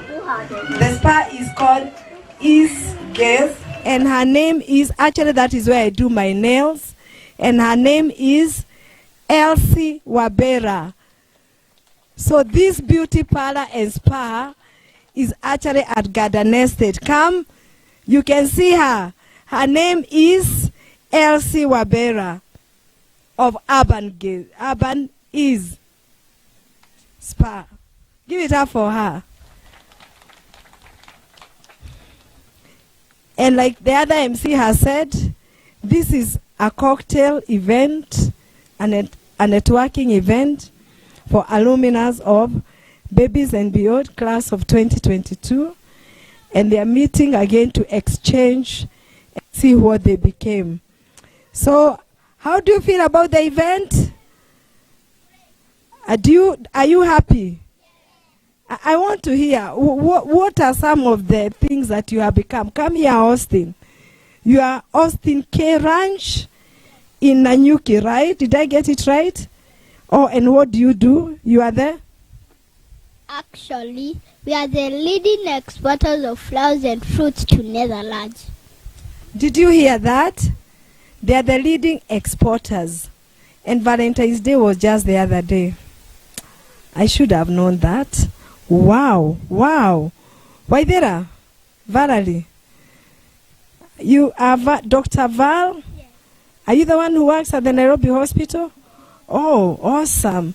And you are a surgeon? Yes. Wow, wow. Yes, Wakili, you are aspiring to become a CJ. Wow. Yes. Wow. Even the confidence tells it all. Wow. Who is the V8 guy? You only repair V8, eh? With no marriage intended. Hapo nje kama yako ni Probox kama yangu, tafadhali msimuone huyu. This one is a specialist of V8s. Lakini we have other specialists, eh? Which means that everybody is covered in this thing. Okay, I think I can see, yeah.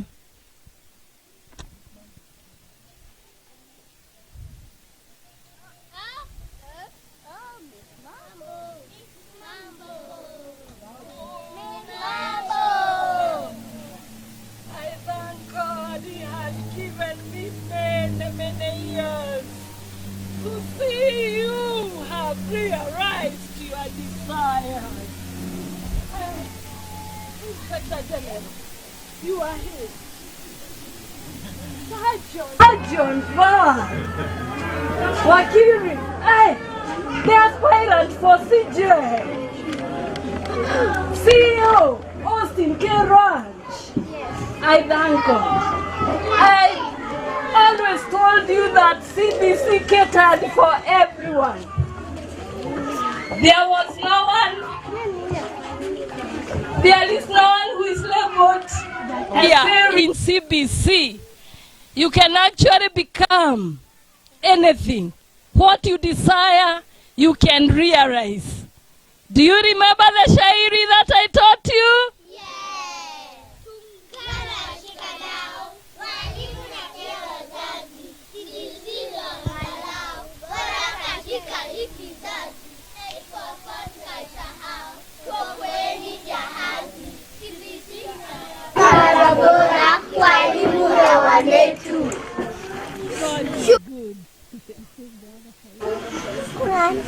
Shukran.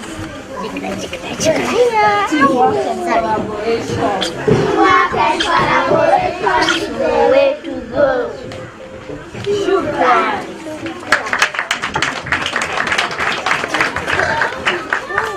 Wow, that brings us to the end of our play. Teamwork and collaboration is the way to go, right? Yeah. Let's applaud our learners. Wow. You want more? Yeah, this is your cocktail. You can go right ahead. Have the fruit. Yes. Pilot. Boeing 767. Ama kuna ingine imetokelezea. Mimi niliwacha hiyo. Yeah, yes. Everyone has a space. And that is what we are saying is CBC, whether a beautician, you can make it in life, whether a pilot, whether a farmer, like the Austin K, he has a ranch, or am I prophesying by the way? A ranch in Nanyuki, our beautician.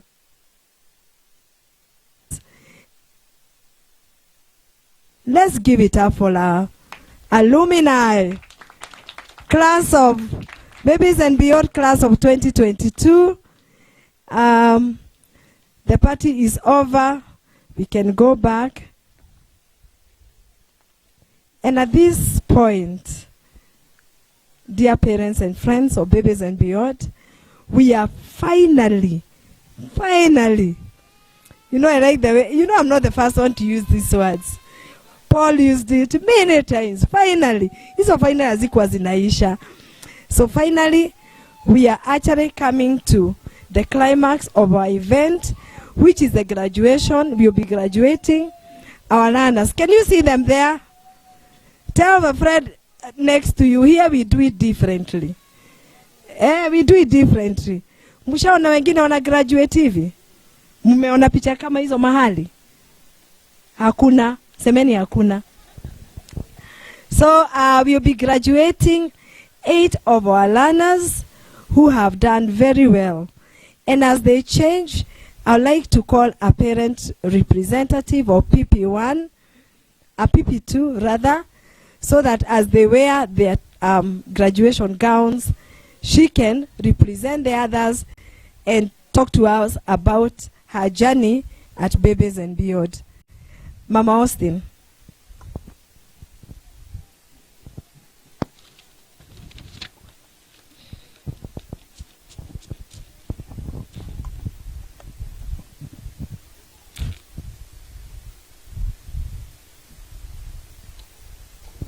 Good afternoon, parents. Hello.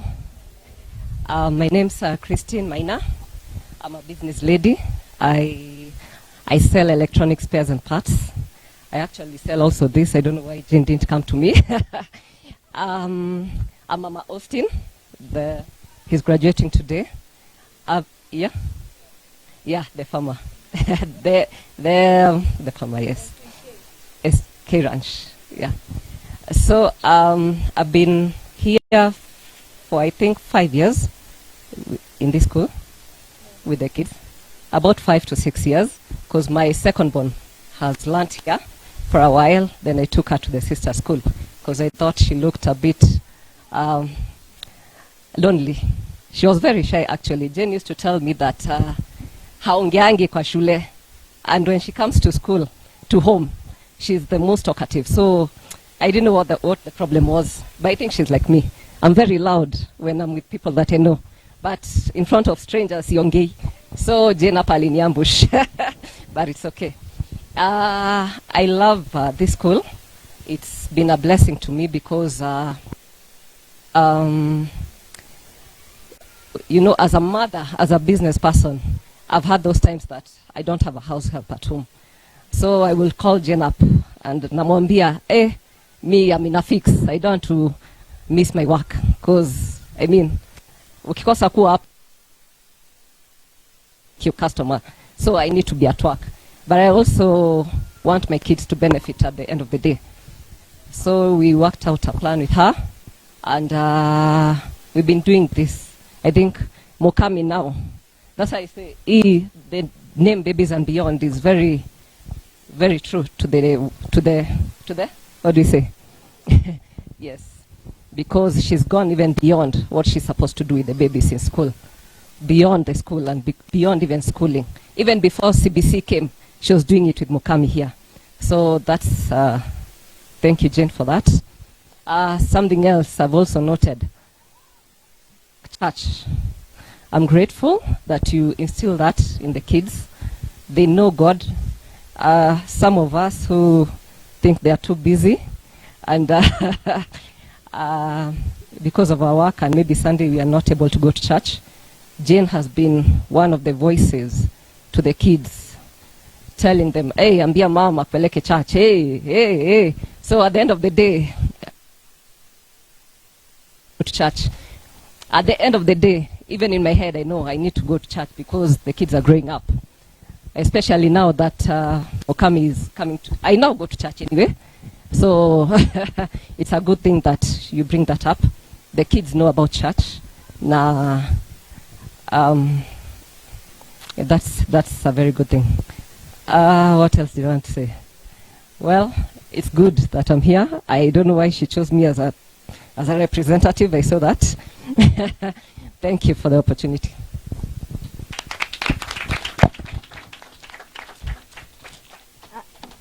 I actually ambushed her because in the graduates class she's there. Karaja is the oldest, not in age. Okay, they are all about 6 years. But Karaja came here when he was 1.5.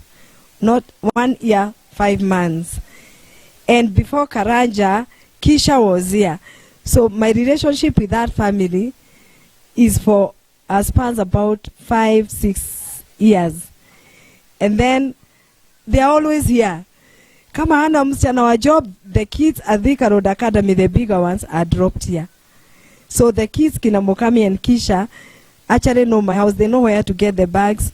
Kama mama yao hajawakujia on time, they know exactly what to do. We have dinner with them. Yeah. And during the COVID vacation, because Mama Austin alikuja kaniambia, ulisikia vile president amesema? Eh? At if you are a teacher around there. So I had those kids throughout that period.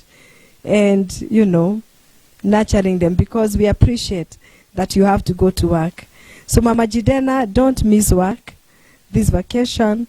Mama Nia there, Mama Ruth, and all the other parents. This facility is nice. Munayonaje? Yes, it's nice. You can bring your children here. I'm not saying that you do not spend time with your children. I want you to get me very right.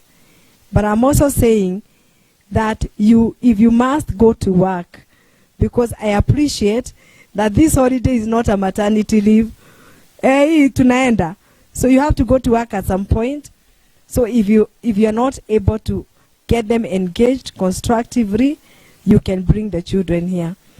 Thank you for appreciating our play. One of our learners was taken ill, and one of the learners there, I know you noted, tried to fill it up, and we still thank God for that.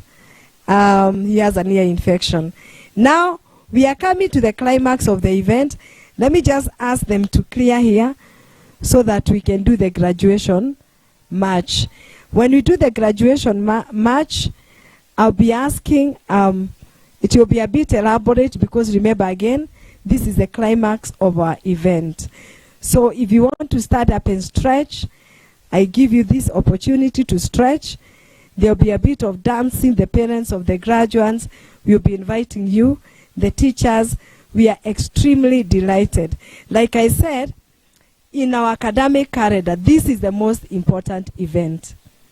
We have worked so hard within the past year, especially because we had a tight period of time. We needed to cover so much in the short period. And by the grace of God, we were able to do that. Our learners are academically fit, like I said in my speech. If you didn't understand the Swahili version, you can see me. They can actually start up anywhere, and they can be accepted in any school because we have prepared them thoroughly.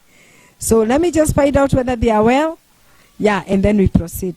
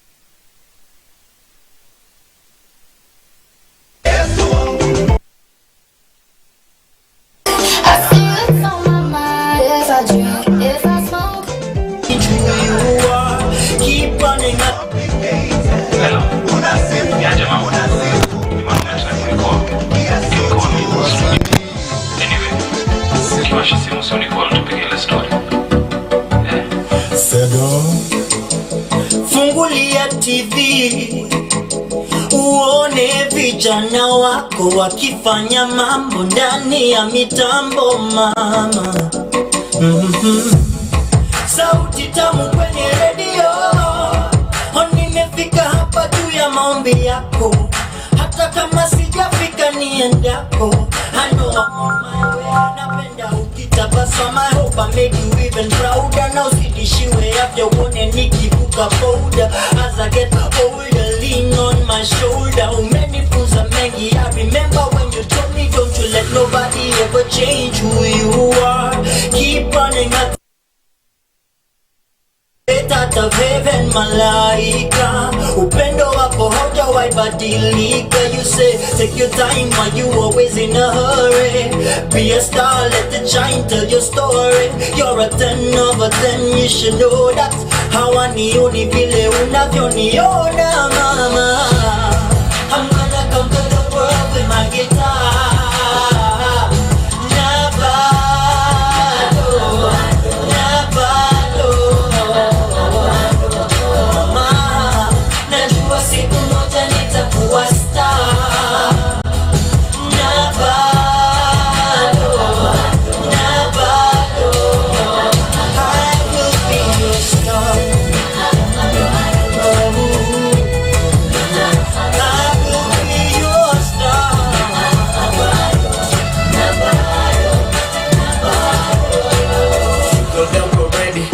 Si fair already tukikompare kwenda uni au kwa milioni na dread. Utajiambia hii moja ikui passion haitaipesi, uache ball utaikwa Messi, hata ujitolea iwezi.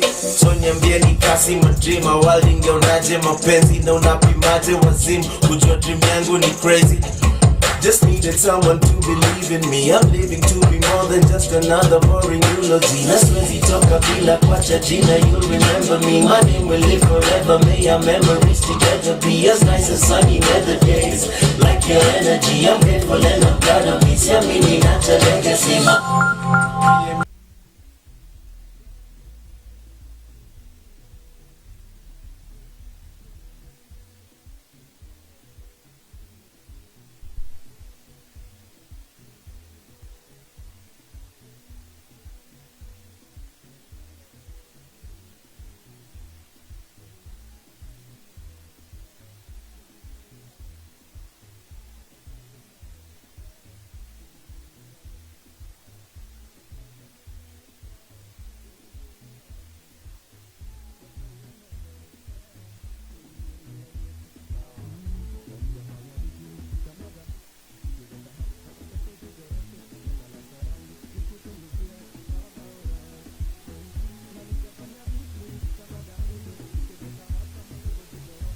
Talanta yangu ni kutumikia baba wewe,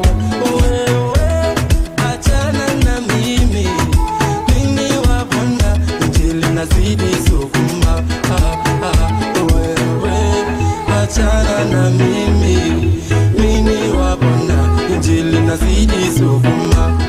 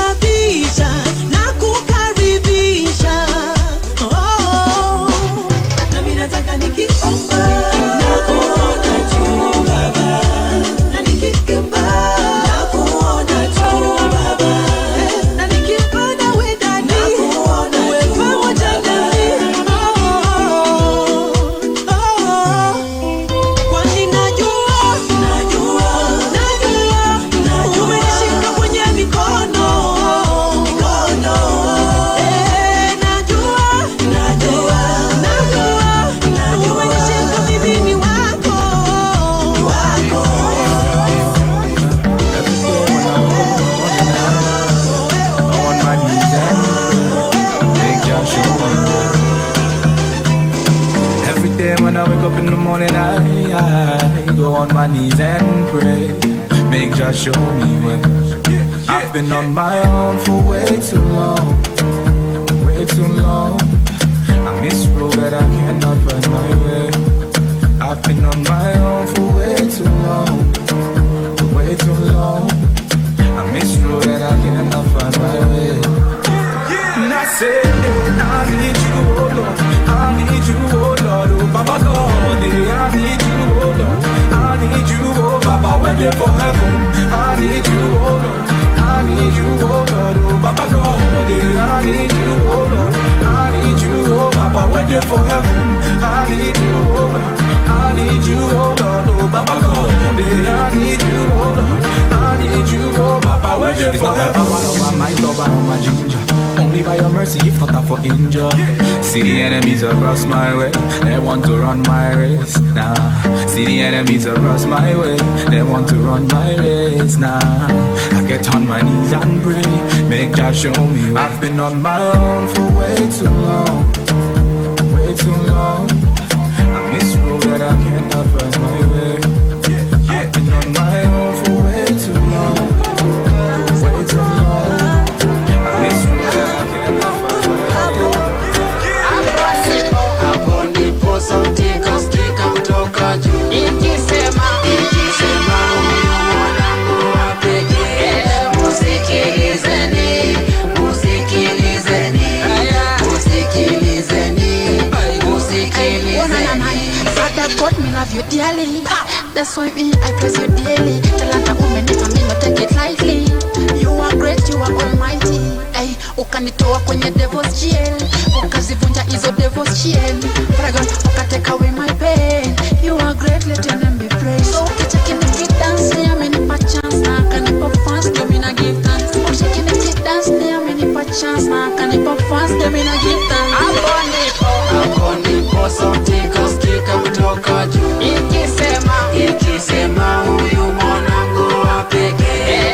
Musikilizeni, musikilizeni, musikilizeni, musikilizeni. You say when you have Jesus, you never go wrong. When you have Jesus, you never go down. When you have Jesus, you won't suffer for long. Yeah, hawezi kukuacha solo. You never beg man, huwezi borrow. You know anaona sema na magoro. Anakuinua ukiwa solo, na anakupa wisdom kicking solo. Mungu ni mama, please tell somebody, tell somebody. Mshoga sisahau kuomba ngware. Hapo ndipo sauti ikasikika kutoka juu ikisema huyu mwanangu wa pekee. Kile mimi nataka tu sema kitafanyika, kile mimi nataka tu kisema kitafanyika. Baba neno moja, moja tu sema kitafanyika. Baba neno moja, moja tu sema kitafanyika. Let's go, come on. Somebody make some noise in here. Come on, catch it, Jehovah. I trust in you. Oh Lord, say it. Oh Lord, Jehovah, I trust in you. I believe, say it, everybody say it. I believe you. I trust in you. Oh Lord, got your part over here. I can't hear you. Come on, say it. I trust, say it. I believe, say it. You are the God of miracles. You are the God of miracles. You are the God of wonders. You are the God of wonders. You are the God of power. Say it. I believe.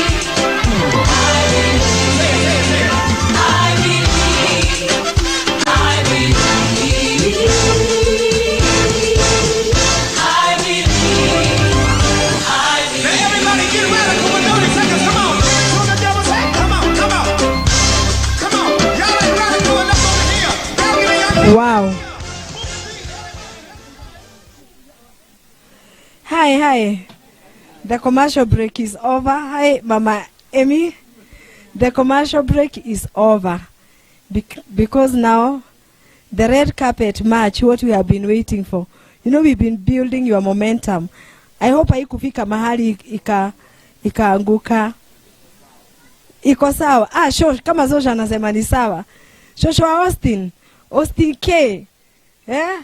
The leading exporter of flowers to the Netherlands. I really, really hope that you have so far enjoyed our function, and now we are coming to the climax of the same. And in a short while, the graduates will be making the grad march led by Teacher Audley. I know your cameras will be like this. Please remember that you are live on Facebook, and this will be uploaded in our YouTube channel later. So everything that you need is catered for, and all the photos that you may need are also catered for. So you can see me after this, and we shall agree on how you can get the pictures. So if you're not able to get the best of your child, I expect that our professional photographers wave at me, that you will actually do the best for each and every learner. Yes, DJ, we want it loud. They are saying that they can't hear the music.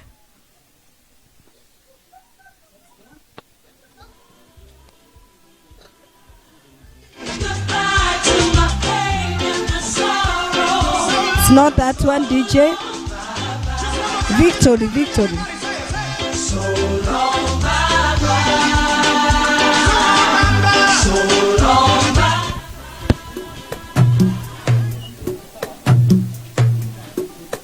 Can you hear the music there?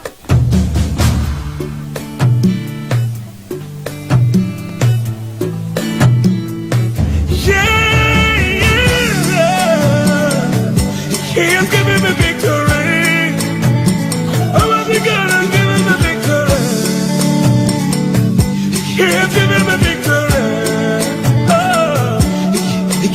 All the days of my life I praise you. Everything that I have now you gave to me, Baba. Lord, I say for your love I'm grateful. Yes, you love me plenty, you came to die for me. Jehovah Rapha, Jehovah Nissi, I am that I am. Ooh. Oh, I searched around, there's no one else like you. Lion of Judah, you're the man. God has given me victory. He has given me victory. He has given me victory. God has given me victory. God has given me victory. He has given me victory. He has given me victory. Hallelujah. Hallelujah. Hallelujah. Hallelujah. Hallelujah.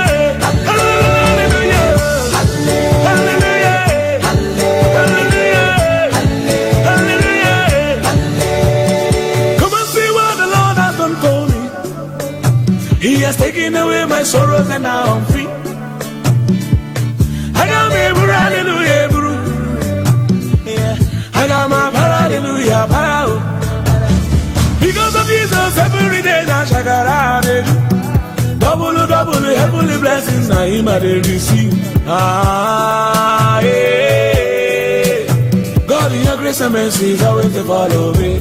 Yeah. God has given me victory. He has given me victory.